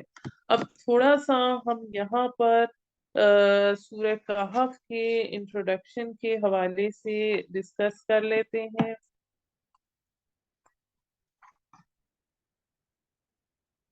سورہ کہف اور سورہ بنی اسرائیل دونوں کے 12 رکوع ہیں. آیات کی تعداد بھی تقریباً برابر ہے. دونوں کے عین وسط میں حضرت آدم اور ابلیس کا واقعہ ہے، یعنی دونوں میں 7ویں رکوع کا آغاز اسی واقعے سے ہوتا ہے.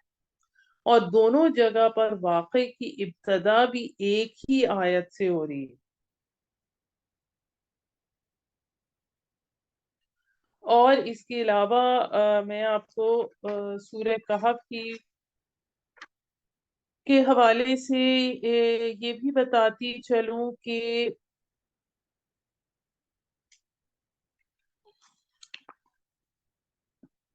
کہف کے معنی غار کے ہیں، اور چونکہ اس میں اصحاب کہف کا واقعہ بیان ہوا ہے اس لیے اسے سورہ کہف کہا جاتا ہے۔ اس کی ابتدائی 10 آیات اور آخری 10 آیات کی فضیلت احادیث میں بیان ہے کہ جو ان کو یاد کرے گا اور پڑھے گا وہ فتنہ دجال سے محفوظ رہے گا، صحیح مسلم کی حدیث ہے۔ اور اس کی تلاوت جمعے کے دن کرے گا تو آئندہ جمعے تک اس کو ایک خاص نور کی روشنی رہے گی۔ اس کے علاوہ سورہ کہف کے پڑھنے سے گھر میں سکینت نازل ہوتی ہے۔ آپ صلی اللہ علیہ وآلہ اس میں ایک واقعہ آتا ہے، اس میں آپ صلی اللہ علیہ وآلہ وسلم نے مختصر واقعے کے بعد فرمایا کہ سورہ کہف کو پڑھا کرو، قرآن پڑھتے وقت اس کی سکینت نازل ہوتی ہے۔ تو قرآن پڑھتے وقت سکینت نازل ہوتی ہے۔ اس کے علاوہ جو یہ سورہ کہف ہے اس کی جو مین تھیم ہے وہ زینت الحیات دنیا، دنیا کی زینت جو ہے وہ اس کی مین تھیم ہے۔ اب ہم اس کو پڑھتے ہیں تھوڑا سا، پھر آگے اور ڈیٹیل میں جاتے ہیں۔ آیت نمبر 2، سیدھی تاکہ ڈرائے سخت آفت سے۔ اب اس میں سخت آفت سے مراد دجال ہے، بأسن شدیدن ملامت العظما ہے، اللہ کی جانب سے ہوگی، اور بشارت دے ایمان والوں کو جو عمل کرتے ہیں نیک کہ ان کے لیے بہت اچھا اجر ہے۔ اجر کون سا ہے؟ اجر جنت میں۔ اب ہم تھوڑی سی اس کی ڈیٹیل میں جاتے ہیں۔ یعنی ایک بہت بڑی آیت نمبر 2 میں ایک بہت بڑی آفت کے بارے میں خبردار کیا گیا ہے۔ سخت مصیبت، بھوک، تکلیف وغیرہ کے اس کے باسن شدیدن سے ایک بڑی آفت مراد ہو سکتی ہے، بہت شدید قسم کی جنگ ہو سکتی ہے۔ اور اس کے آفت کے معنی اس دجالی فتنے کی طرف اشارہ ہے جو قیامت سے پہلے ظاہر ہوگا۔ حدیث میں آتا ہے کہ کوئی نبی اور رسول ایسا نہیں گزرا جس نے اپنی قوم کو دجال کے فتنے سے خبردار نہ کیا ہو، کیونکہ یہ فتنہ ایک مومن کے لیے سخت ترین آزمائش ہوگا، اور پوری انسانی تاریخ میں اس فتنے سے بڑھ کر کوئی فتنہ نہیں ہے۔ دوسری طرف اگر باسن شدیدن کو خاص طور پہ جنگ کے معنی میں لیا جائے تو اس سے مراد ملامت العظما ہے، اور اس کا تعلق بھی دجالی فتنے سے ہے، اور عیسائی روایات میں اس کو آرمگڈون کا نام دیا گیا ہے۔ بہرحال حضرت مسیح علیہ السلام تشریف لائیں گے اور ان کے ہاتھوں دجال کے قتل کے بعد اس فتنے کا یا جنگ کا خاتمہ ہوگا۔ اب دجالی فتنے کے ساتھ سورہ کہف کی خاص مناسبت ہے۔ اس فتنے کے اثرات سے محفوظ رہنے کے لیے اس صورت کے ساتھ ذہنی اور قلبی تعلق قائم کرنا بہت مفید ہے۔ اسی لیے اگر پوری نہ جمعے کو پڑھی جا سکے تو کم از کم ابتدائی اور آخری 10 آیات کی تلاوت کرنا بھی مفید بتایا گیا۔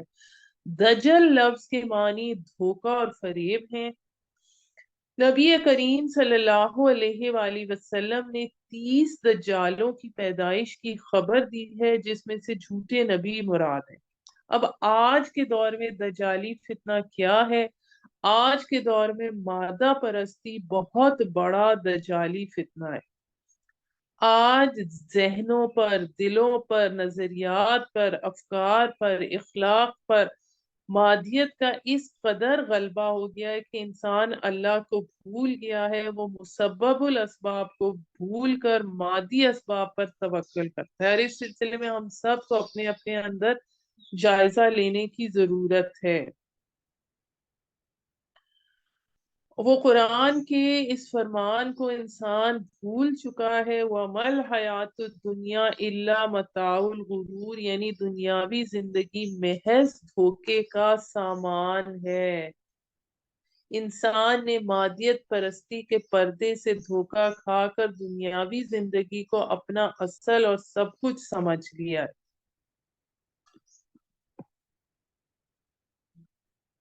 پھر اس کے بعد آیت نمبر 4 میں آتا ہے، اور ڈرا ان کو جو کہتے ہیں کہ بنا لیا ہے اللہ نے بیٹا۔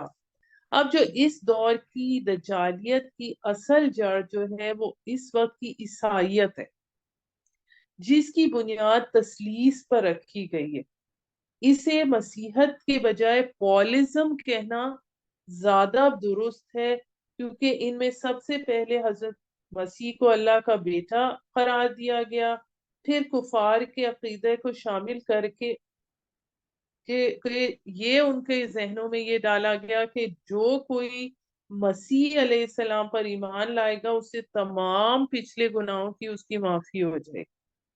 اس کے بعد ان کی شریعت کو ساخت کر دیا گیا، اور اس کے تمام اختیارات جو ہیں وہ پوپ کو دے دیے گئے، جس کے نتیجے میں اس سب کا نتیجہ یہ ہوا کہ آنے والی نسل کو مذہب نام کی چیز سے نفرت ہوگی۔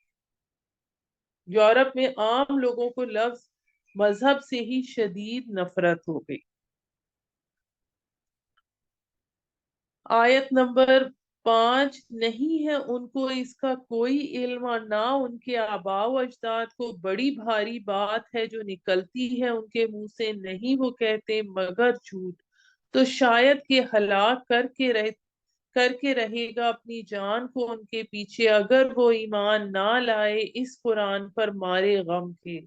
بے شک بنایا ہم نے جو کچھ زمین پر ہے باعث سے زینت، اب یہ زینت کا لفظ ایک جگہ یہاں آ رہا ہے، اس کے لیے تاکہ آزمائیں ہم ان کو کہ کون ہے بہتر عمل کرنے والا، کہ دنیا کی چکو چوند میں وہ کس حد تک انسان گم ہوتا ہے اور کس حد تک اسے اللہ یاد رہتا ہے۔ اور بے شک ہم نے کر دی ایک دن اس کو جو اس پر کر دیں گے، ایک دن اس کو جو اس پر ہے چٹیل میدان۔ تو کیا خیال کرتا ہے کہ اصحاب کہف اور قطبہ والے تھے ہماری نشانیوں میں سے ایک عجیب؟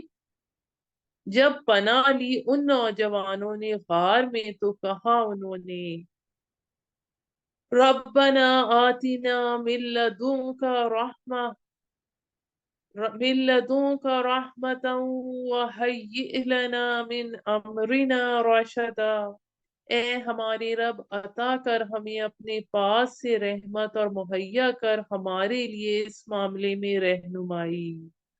پھر تھپک دی ہم نے ان کے کان اس غار میں، پھر تھپک دیے ہم نے ان کے کان اس غار میں کئی برس۔ اب اس کے پیچھے جو واقعہ آتا ہے وہ اس طرح سے آتا ہے کہ ترکی کے قریب یہ جو ایفائسس کا شہر کے یہ لوگ رہنے والے تھے، جہاں پر اس زمانے میں دقیانوس نامی ایک بت پرست بادشاہ کی حکومت تھی۔ یہاں کھلم کھلا بت پرستی ہوتی تھی اور غیر اللہ کے نام پر چڑھاوے چڑھائے جاتے تھے۔ اس دور میں حضرت عیسیٰ علیہ السلام کے شاگرد خفیہ طور پر اسلام کی دعوت دیتے تھے۔ یہ نوجوان جن کا یہاں پر ذکر آ رہا ہے وہ اس وقت کے جو حاکم تھا دقیانوس، اس کے عمرہ کے گھرانوں میں سے ان کا ان نوجوانوں کا تعلق تھا۔ وہ اس دعوت سے بے حد متاثر ہوئے، انہوں نے خفیہ طور پہ اسلام قبول کیا اور اللہ کی عبادت شروع کر دی۔ جب یہ خبر بادشاہ تک پہنچی تو اس نے ان پر اظہار ناراضگی فرمایا اور انہیں ایک دن یا رات کی مہلت دی کہ تبدیلی مذہب کرو ورنہ اس کے نتائج پر غور کر لو۔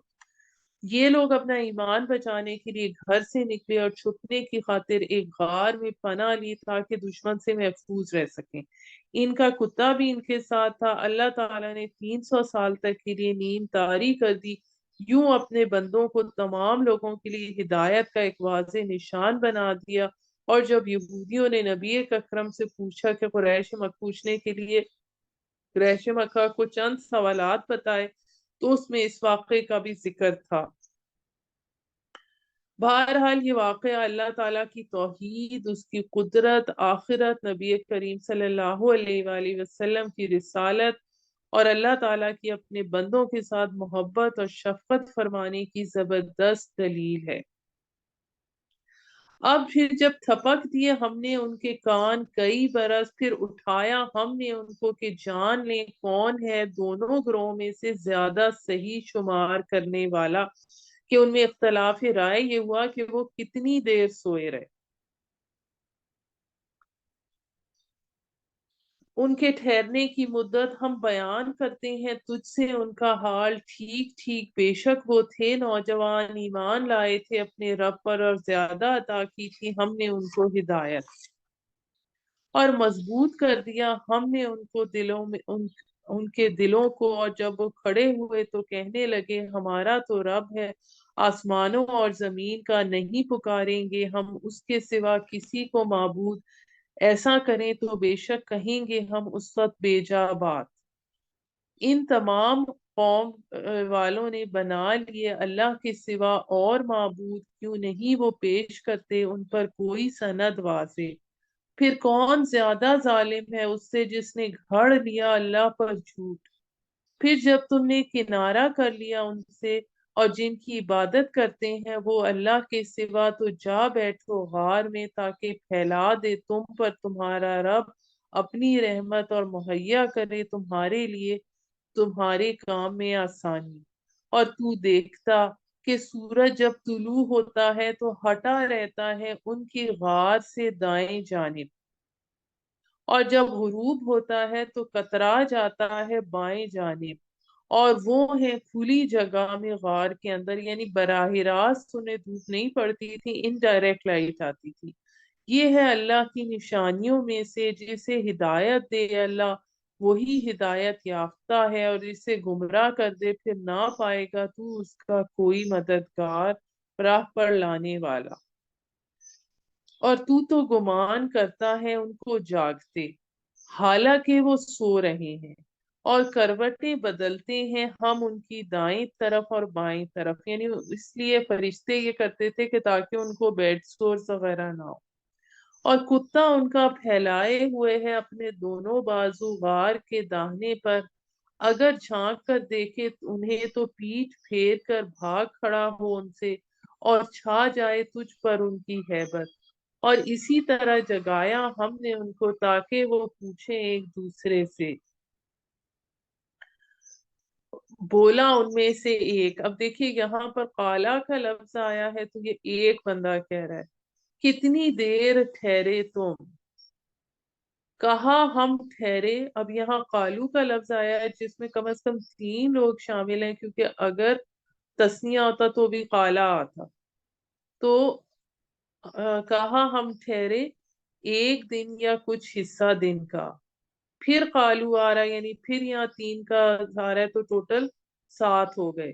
کہنے لگے تمہارا رب ہی بہتر جانتا ہے جتنی دیر تم ٹھہرے، سو بھیجو اپنے میں سے ایک کو یہ سکہ دے کر چاندی کا، سکہ دے کر شہر کی طرف، پھر دیکھے کون سا ستھرا ہے کھانا، پھر لے آئے تمہارے لیے اس میں سے کھانا، اور احتیاط سے کام لو اور خبر نہ دے تم کو تمہاری کسی کو۔ اب یہاں پر جو وَلْيَتَلَطَّفْ کا ورڈ آ رہا ہے، یہاں پر حروف کے اعتبار سے قرآن نصف ہو رہا ہے، یعنی یتلطف میں جو تا ہے وہ پہلے نصف کا حصہ ہے، اور جو لام ہے دوسرا والا وہ اگلے نصف ثانی کا حصہ ہے۔ آیت نمبر 20، بلا شبہ انہوں نے اگر خبر پالی تمہاری تو سنسار کر دیں گے تم کو، یا پھیر لے جائیں گے تم کو اپنے دین میں، تو پھر ہرگز نہ فلاح پا سکو گے تم اس صورت میں کبھی بھی۔ اور اس طرح مطلع کر دیا ہم نے تاکہ لوگ جان لیں کہ اللہ کا وعدہ سچ ہے، اور یہ کہ قیامت کوئی شبہ نہیں اس کے آنے میں۔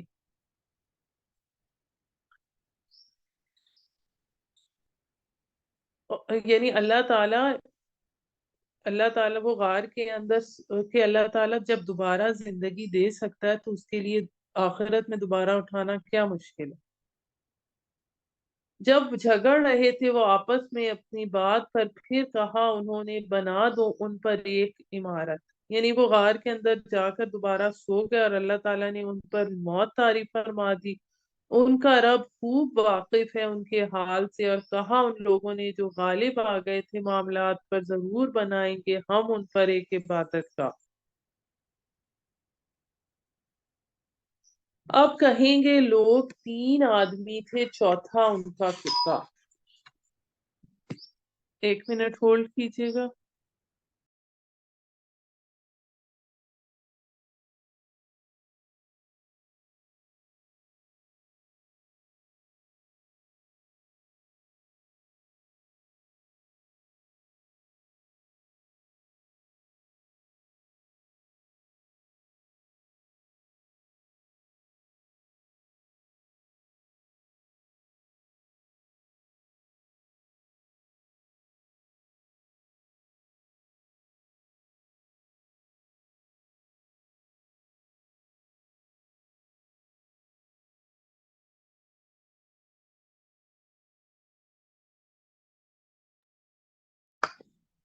بسم اللہ الرحمن الرحیم، ہم پڑھ رہے تھے آیت نمبر 22۔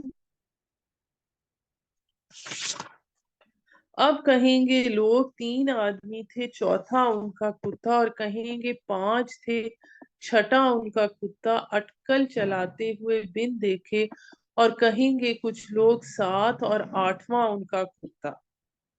کہہ دیجئے میرا رب ہی بہتر جانتا ہے ان کی گنتی، نہیں علم رکھتے وہ ان کا مگر تھوڑا۔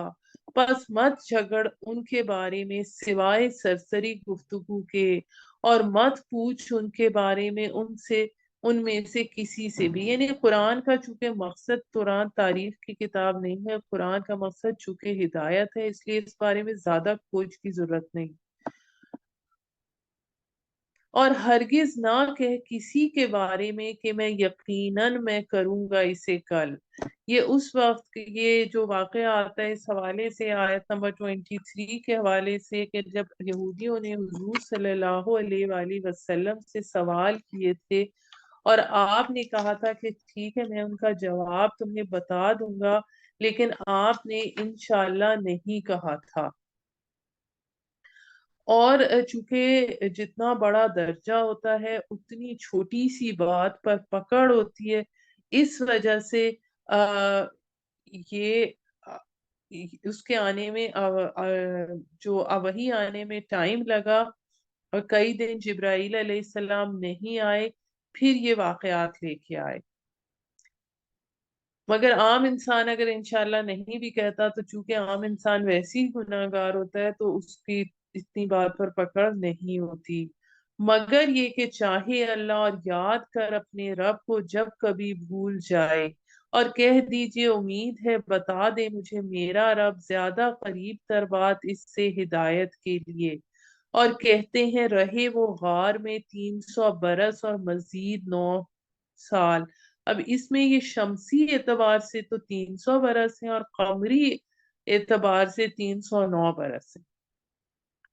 کہہ دیجئے اللہ ہی جانتا ہے جتنی مدت وہ رہے، اسی کے پاس ہے بھید آسمانوں کے اور زمین کے، خوب دیکھنے والا ہے، سننے والا ہے، اور نہیں ہے ان کے لیے اس کے سوا کوئی مددگار، اور نہیں شریک کرتا وہ اپنے حکم میں کسی کو۔ اور پڑھیے جو وحی کی گئی تیری طرف تیرے رب کی کتاب سے، نہیں کوئی بدلنے والا اس کی باتوں کو، لا مبدل لکلماتی، اور ہرگز نہ پائے گا تو اس کے سوا کوئی جائے پناہ۔ اور روکے رکھیے اپنے آپ کو ان کے ساتھ جو پکارتے ہیں اپنے رب کو صبح اور شام، خواہاں ہیں اس کی رضا کے۔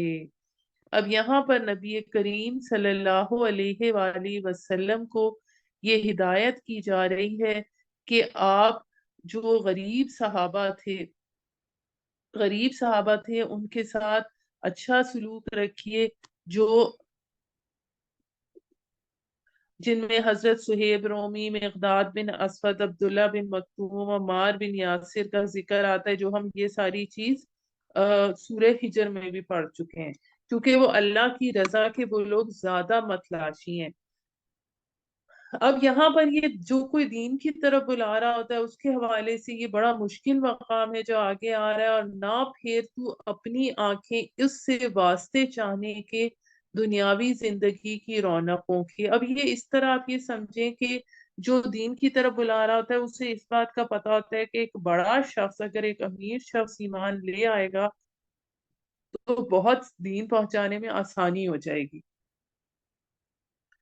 لیکن لیکن اللہ تعالیٰ کا حکم کیا ہے کہ جو دین کے جو اللہ کی رضا چاہتے ہیں لیکن جو غریب لوگ ہیں ان کا زیادہ خیال رکھ، اور نہ مان اس شخص کی کہ غافل کر دیا ہم نے جس کے دل کو اپنی یاد سے اور وہ چلتا ہے اپنی خواہش کے پیچھے اور اس کا معاملہ حد سے گزرا ہوا ہے۔ اب یہاں پر یہ جیسے ولید بن مغیرہ کی کہ جس کو دنیا کی زینتیں بے انتہا دی گئی، اب یہاں پر دیکھیے پھر زینت الحیات دنیا کا آیت نمبر 28 میں ذکر آ رہا ہے۔ پھر آگے آئی آیت نمبر 29، اور کہہ دیجئے یہی حق ہے تمہارے رب کی طرف سے، پھر جو چاہے ایمان لائے اور جو چاہے کفر کرے، بے شک ہم نے تیار کر رکھی ہے ظالموں کے لیے آگ کے گھیر لیں گی اس کو ان کی قناتیں، اور اگر فریاد کریں گے تو فریاد رسی ہوگی پانی سے جیسے پگھلا ہوا تانبا جو بھون دے چہرے کو، کیا ہی برا مشروب ہے اور کیا ہی برا ٹھکانہ، بے شک جو لوگ ایمان لائے اور انہوں نے عمل کیے نیک، بے شک ہم نہیں ضائع کرتے ہم اجر ان کا جو اچھے عمل کرتے ہیں۔ یہی لوگ ہیں جن کے لیے جنتیں ہیں ہمیشگی کی، جاری ہیں ان کے نیچے نہریں، زیور پہنائے جائیں گے وہ اس میں کنگن سونے کے، اور پہنیں گے کپڑے سبز رنگ کے باریک، یعنی اوپر کا باریک ہوگا اور گاڑے ریشم کے، اور نیچے کا لباس گاڑے ریشم کا ہوگا، تکیہ لگائے ہوئے اس میں مسندوں پر، کیا ہی خوب صلہ ہے اور کیا ہی خوب ٹھکانہ۔ اس کے بعد ہمارے پاس مثال آ رہی ہے دو لوگوں کی، ایک وہ انسان جسے اللہ تعالیٰ کی معرفت حاصل ہوئی بھی ہے، اور دوسرا شخص وہ شخص ہے جو کہ سارا جس کا توکل اور سارا اعتماد جو ہے وہ مادی وسائل پر ہے۔ تو ان کا مکالمہ آ رہا ہے، بیان کر ان کے لیے مثال دو آدمیوں کی، بنائے ہم نے ان میں سے ایک کے لیے دو باغ انگور کے اور گردا گرد ان دونوں کے کھجور کے درخت، اور پیدا کی ان دونوں کے درمیان کھیتی، دونوں باغ لاتے ہیں اپنا پھل، یعنی سال سال سے لاتے ہیں، اور نہ نئی کمی کی ان میں کچھ، اور بہا دی ہم نے ان کے درمیان ایک نہر، یعنی ایک کوئی آبپاشی کا بھی مسئلہ نہ ہو۔ اب یہ رکوع اس حوالے سے اہم ہے کہ اس میں کسی اس کا دیوی دیوتا بت کسی شرک کا ذکر نہیں ہے۔ شرک جو ہے وہ ہے مادی وسائل اور اسباب کو اپنا معبود بنا لینا، جو کہ آج کے دور کا بھی ایک بڑا شرک ہے، اور تھا اس کے لیے اور بھی مال، پھر کہنے لگا اپنے ساتھی سے جب وہ بات چیت کر رہا تھا، اس سے میں زیادہ ہوں تجھ سے مالدار اور معزز ہوں نفری کے لحاظ سے بھی، اور داخل ہوا وہ اپنے باغ میں جبکہ وہ ظلم کر رہا تھا اپنی جان پر، کہنے لگا نہیں میں گمان کرتا کہ یہ اجڑے گا کبھی بھی، اور نہیں گمان کرتا میں کہ قیامت آنے والی ہے، اور اگر لوٹایا ہی گیا اپنے رب کی طرف تو ضرور پالوں گا بہتر جگہ اس سے وہاں پہنچ کر۔ یعنی اللہ کو وہ مان رہا ہے، اللہ کا منکر نہیں ہے، لیکن کہہ رہا ہے کہ جب دنیا میں مجھے اتنا دیا گیا ہے تو پھر آخرت میں بھی مجھے ملے گا لازمن۔ کہا اس سے اس کے ساتھی نے باتیں کرتے ہوئے، کیا تو منکر ہے اس ذات کا جس نے پیدا کیا تجھے مٹی سے، پھر نطفے سے، پھر تجھے ٹھیک ٹھیک بنا دیا مرد؟ کیا وہ اللہ ہی لیکن وہ اللہ ہی میرا بھی رب ہے، اور نہیں شریک ٹھہراتا میں اپنے رب کے ساتھ کسی کو۔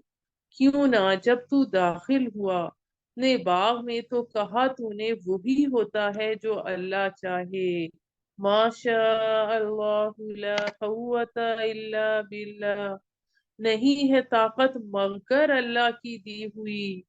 अगर तू देखता मुझे कमतर अपने से, अगर तू देखता है मुझे कमतर अपने से माल और औलाद में, तो उम्मीद है कि मेरा रब अता करे मुझको बेहतर तेरे बाग से, और भेज दे तेरे बाग पर आफत आसमान से। बस हो जाए वो चटियल मैदान, क्या हो जाए उसका पानी खुश्क, फिर हरगिज ना इस्तात हो तुझे उसको ढूंढ लाने की। और घिर गया उसका फल आफत में, फिर रह गया मलता अपने हाथ उस पर जो खर्च किया था बाग पर। और वो गिर पड़ा था अपनी टट्टियों पर, और कहने लगा ए काश ना शरीक ठहराता मैं अपने रब के साथ किसी को। यानी तमाम भरोसा, तमाम तवक्कल सिर्फ और सिर्फ अल्लाह ताला पर होना चाहिए। और ना हुई उसके पास कोई जमात कि उसकी मदद करती है अल्लाह के मुकाबले में, और ना था वो बदला लेने के काबिल। और इस जगह साबित हुआ सब इख्तियार है अल्लाह बरहक का, वही बेहतर है सवाब देने वाला और बेहतर अंजाम देने वाला। ए पैगंबर बयान कीजिए उनसे मिसाल दुनियावी जिंदगी की।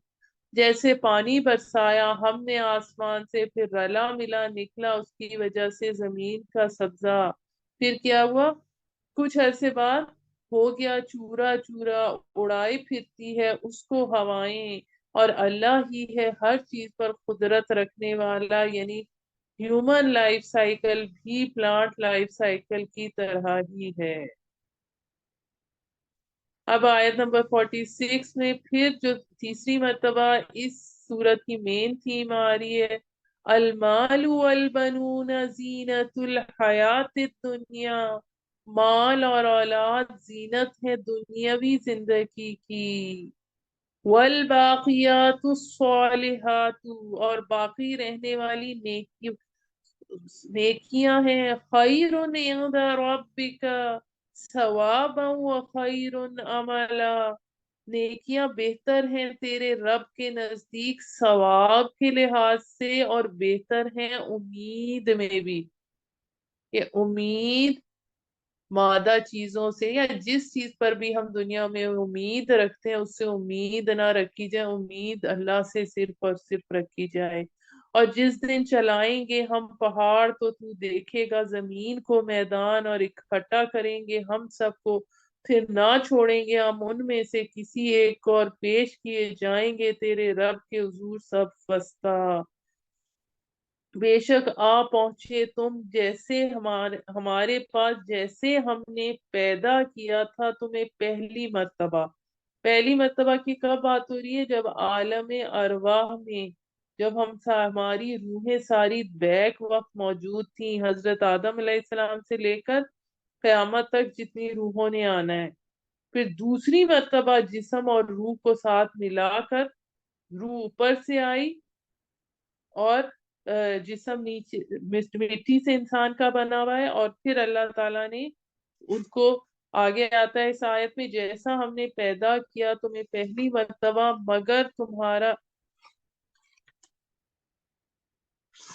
मगर तुम्हारा गुमान था कि ना मुकर्रर करेंगे तुम्हारे लिए वक्त, और रख दिया जाएगा नामा या अमाल, फिर तू देखेगा मुजरिमों को खौफजदा उससे जो उसमें है, और कहेंगे वो हाय हमारी कम बख्ती। नामा अमाल में हर आदमी आदमी का, हर इंसान का, आदम अलैहिस्सलाम की नस्ल के हर इंसान की पूरी जिंदगी की हर चीज उसकी अपनी अपनी दर्ज होगी। तो देखेगा मुजरिमों को खौफ ज़दा उससे जो उसमें, और कहेंगे वो हाय हमारी कमबख्ती, कैसा है ये नविश्ता कि नहीं छूटी कोई छोटी बात और ना कोई बड़ी बात, मगर अहाता कर लिया सबका। और वो मौजूद पाएंगे जो उन्होंने किया होगा अपने सामने, और ना जुल्म करेगा तेरा रब किसी पर। यानी इंसान दुनिया में जो मर्जी चालाकियां दिखाए, मकारियां दिखाए, किसी को उसका पता भी ना चले, लेकिन वहां पर सब कुछ सामने आ जाएगा। जिस वक्त तमाम आलम के, दुनिया के लोग, हमारे बाप दादा, हमारी आगे की नस्लें, हमारे दोस्त अहबाब सब मौजूद होंगे, और उस वक्त की रुसवाई किस कदर ज्यादा रुसवाई होगी इस दुनिया की रुसवाई की निस्बत। इसके बाद आयत नंबर 50 में हमारे पास वही 7वां रुकू शुरू हो रहा है सूरह कहफ का, और सूरह बनी इसराइल का 7वां रुकू भी इन्हीं अल्फाज से था। और आदम और इब्लीस का किस्सा आ रहा है। और जब हुक्म दिया हमने फरिश्तों को कि सजदा करें आदम को, तो सब ने सजदा किया सिवाय इब्लीस के। वो था जिनों में से, सो नाफरमानी की अपने रब के हुक्म की। क्या बनाते हो तुम उसको और उसकी औलाद को दोस्त मुझे छोड़कर, यानी शैतान और उसकी औलाद को, जबकि वो है तुम्हारे दुश्मन। क्या ही बुरा है जालिमों के लिए बदला। यानी इंसान को कहा जा रहा है कि तुम वो इबलीस के जिसने इंसान के सामने सजदा करने से इनकार किया था, तब क्या तुम उसकी औलाद को अपना दोस्त बनाते हो। नहीं गवाह किया था मैंने उन्हें बनाते वक्त आसमानों और जमीन के, और ना खुद उन्हीं को पैदा करते वक्त, और नहीं हूं मैं ऐसा कि बनाऊं गुमराहों को मददगार। जिस दिन फरमाएगा अल्लाह, पुकारो मेरे शरीकों को जिन्हें तुम मानते थे, बस वो पुकारेंगे उन्हें मगर जवाब ना देंगे उनको, और बना देंगे हम उनके दरमियान आड़, और देखेंगे गुनाहगार आग को तो समझेंगे कि उन्हें गिरना है इसमें, और ना पाएंगे वो इससे कोई फरार। और अलबत्ता फेर फेर कर बयान की हमने इस कुरान में लोगों के लिए हर तरह की मिसाल। अब ये जो आयत है, आयत नंबर 54, ये और सूरह बनी इसराइल की आयत नंबर 89 तो मिलती जुलती हैं। और अलबत्ता फेर फेर कर बयान की हमने इस कुरान में लोगों के लिए हर तरह की मिसाल, और इंसान है सबसे ज्यादा झगड़ालू। अब इसके हवाले से एक वाकया इस तरह से आता है कि हजरत अली फरमाते हैं कि एक रात रसूल अकरम सल्लल्लाहु अलैहि वसल्लम हमारे घर तशरीफ लाए, और इस्तफसार फरमाया कि तुम लोग तहज्जुद की नमाज क्यों नहीं पढ़ते। मैंने जवाब दिया, या रसूल अल्लाह, हमारे नफ्स अल्लाह के हाथ में है कि वो चाहेगा कि हम उठें तो उठ जाएंगे। ये सुनकर आप फौरन वापस हो गए, और अपनी रान पर हाथ मार कर फरमाया, वकान अल इंसान अक्सर शैइन जदला।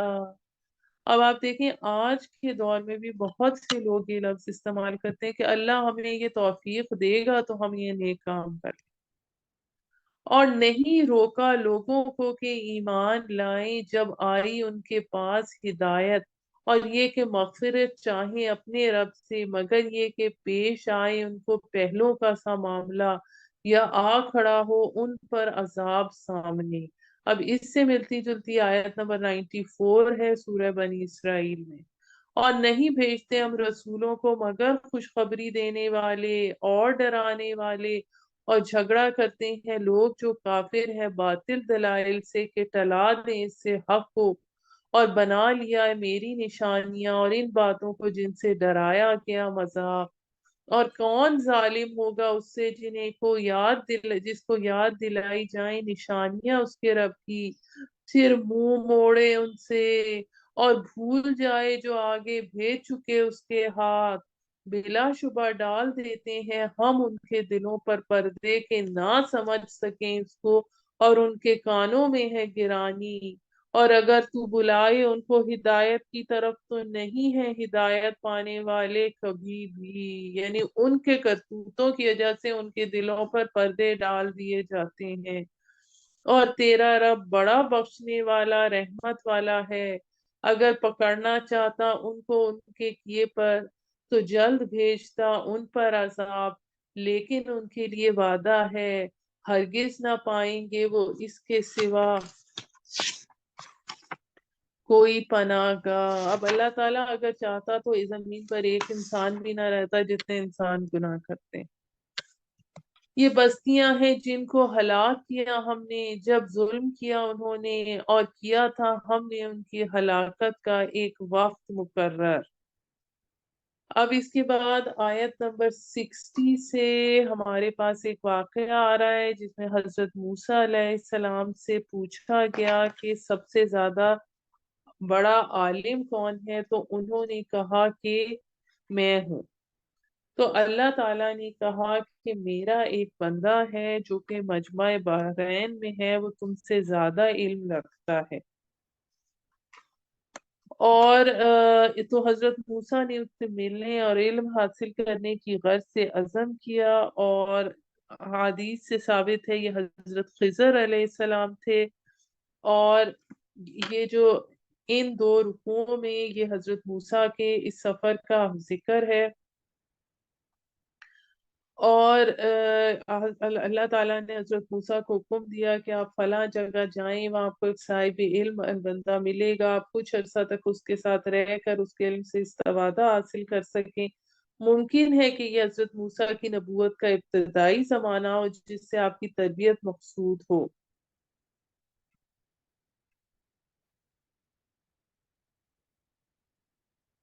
اور پھر یہ بتایا گیا ہے کہ آپ کو شخص جو مجمع بحرین پر ملے گا۔ اب یہ مجمع البحرین کہاں ہے، اس کے سلسلے میں ایک تو یہ رائے یہ ہے، اس میں جو زیادہ رائے جس پر اتفاق ہے وہ میں آپ کو بتاتی ہوں۔ یہ جو نیل ارزق اور نیل ابیس جہاں ملتے ہیں، یعنی ایک مقام پر دونوں دریائے نیل کے دونوں رنگ کے دریا مکس ہوتے ہیں، تو یہ اس کو مجمع البحرین کہا گیا۔ یہ مقام خرطوم کی سرحد کے پاس ہے۔ تو اب ہم یہ واقعہ پڑھنا شروع کرتے ہیں۔ اور جب کہا موسیٰ نے اپنے خادم سے کہ نہ ہٹوں گا میں یہاں تک کہ پہنچ جاؤں دو دریاؤں کے سنگم پر، خواہ چلتا رہوں برسوں تک۔ پھر جب دونوں پہنچے اس سنگم پر، یعنی نیل ارزق اور نیل ابیض کے سنگم پر، تو بھول گئے اپنی مچھلی کو، پس بنا لی اس نے اپنی راہ سرنگ میں۔ اب اس میں یہ تھا، یہ بھنی ہوئی مچھلی تھی جس کو کھانے کے غرض سے وہ ساتھ لائے تھے۔ اس پر اللہ تعالیٰ کی طرف سے نشانی بتایا گیا تھا اور انہیں ہدایت کی گئی تھی کہ جس مقام پر وہ مچھلی زندہ ہو کر دریا میں چلی جائے تو اسی جگہ مطلوبہ شخص سے ان کی ملاقات ہوگی۔ چنانچہ مجمع البحرین کے قریب پہنچ کر وہ مچھلی زندہ ہو کر ان کے توشہ دان سے باہر آئی اور سرنگ بنا کر دریا میں اپنی راہ بنا لی۔ اب حضرت یوشع بن نون جو آپ کے ساتھ تھے، جو انہوں نے یہ تو دیکھا، مگر وہ حضرت موسیٰ علیہ السلام سے اس کا تذکرہ کرنا بھول گئے۔ پھر جب آگے چلے تو کہا اپنے خادم سے لاؤ ہمارا کھانا، البتہ ہوئی ہے ہمیں اپنے سفر سے بہت تکان۔ وہ بولا دیکھا تو نے جب ہم ٹھہرے تھے اس چٹان کے پاس تو میں بھول گیا تھا مچھلی کو، اور نہیں بلایا مجھے اس کے بارے میں مگر شیطان نے کہ میں اسے یاد رکھتا، اور اس نے بنائی اپنی راہ دریا میں عجیب طریقے سے۔ موسیٰ نے کہا یہی تو ہے جس کی ہمیں تلاش تھی۔ پھر لوٹے دونوں اپنے قدموں کے نشان دیکھتے ہوئے، پھر پایا ایک بندہ ہمارے بندوں میں سے وہ دی تھی جسے ہم نے رحمت اپنے ہاتھ سے اور سکھایا تھا اس کو اپنے پاس سے علم۔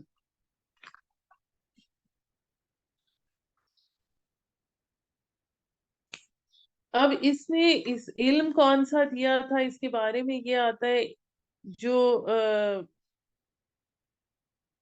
کہ وہ خاص علم لدنی کی اصطلاح یہاں جو من لدنا علم آیا ہے، اس سے مراد وہ علم ہے جو اللہ تعالیٰ نے اپنی خاص رحمت سے کسی کو عطا کرتے۔ یعنی ایک علم تو وہ ہے جو انسان اپنے حواس خمسہ سے یعنی 5 سینسز کے ذریعے باقاعدہ محنت اور مشقت کے عمل سے حاصل کرتا ہے، جیسے کہیں سے کچھ پڑھا، کسی اسکول سے، کالج سے یا مدرسے سے۔ لیکن ایک وہ علم ہے جو اللہ تعالیٰ براہ راست کسی انسان کے دل میں ڈال دیتا ہے، اس کے لیے اسے محنت کی یا کوشش کرنے کی ضرورت نہیں ہوتی۔ اس کو آپ آئندہ آنے والے واقعات کا علم بھی کہہ سکتے ہیں۔ کہا اس سے موسیٰ نے کہ میں تیرے پیچھے پیچھے چلوں تاکہ سکھائے تو مجھ کو اس میں سے جو سکھائی گئی تجھ کو بھلائی، اس نے کہا بے شک تو نہ کر سکے گا میرے ساتھ صبر، اور کیوں کر صبر کرے گا تو اس پہ کہ نہیں تیرے قابو میں آیا جس کا سمجھنا۔ موسیٰ علیہ السلام نے کہا پائے گا تو مجھے اگر اللہ نے چاہا صبر کرنے والا، اور نہ نافرمانی کروں گا تیرے حکم کی، کسی حکم کی۔ اب یہاں پر جو نہ نافرمانی کروں گا، یہاں انہوں نے انشاءاللہ نہیں کہا، اور پہلے اس میں انشاءاللہ کہا۔ اس نے کہا اگر میرے پیچھے چلے گا تو مت پوچھنا مجھ سے کچھ بھی، حتیٰ کہ کروں تیرے سامنے اس کا ذکر۔ پھر دونوں چلے یہاں تک کہ جب سوار ہوئے کشتی میں، اس نے سوراخ کر دیا اس میں، تو کہا تو نے سوراخ کر دیا اس میں تاکہ ڈبو دے کشتی والوں کو؟ البتہ کی ہے تو نے عجیب حرکت۔ بولا کیا نہیں کہا تھا میں نے تجھے کہ تو نہ صبر کر سکے گا میرے ساتھ رہ کر؟ یعنی ایسی چیز جو بظاہر بری نظر آ رہی ہے لیکن اس کے پیچھے اصل میں خیر ہوتی ہے۔ موسیٰ نے کہا مواخذہ نہ کر میری بھول چوک پر، اور نہ ڈال مجھ پر میرے معاملے میں کوئی دشواری۔ پھر دونوں چلے یہاں تک کہ جب وہ ملے ایک لڑکے سے، تو اس نے لڑکے کو قتل کر دیا، یعنی حضرت خضر علیہ السلام نے۔ موسیٰ نے کہا کیا تو نے قتل کر دیا ایک معصوم جان کو بغیر کسی جان کے بدلے؟ البتہ تو نے کی ہے ایک بری حرکت۔ یعنی آپ کیوں سمجھ لے کہ ہماری انسان شارٹ سائٹڈنس ہوتی ہے، جبکہ اللہ تعالیٰ نے اس معاملے میں کوئی خیر رکھی ہوتی ہے۔ یہاں پر ہمارا الحمدللہ 15واں پارہ ختم ہوا۔ سبحان ربک رب العزت عما یصفون وسلام علی المرسلین والحمد للہ رب العالمین۔ خیر جزاک اللہ کام خیر۔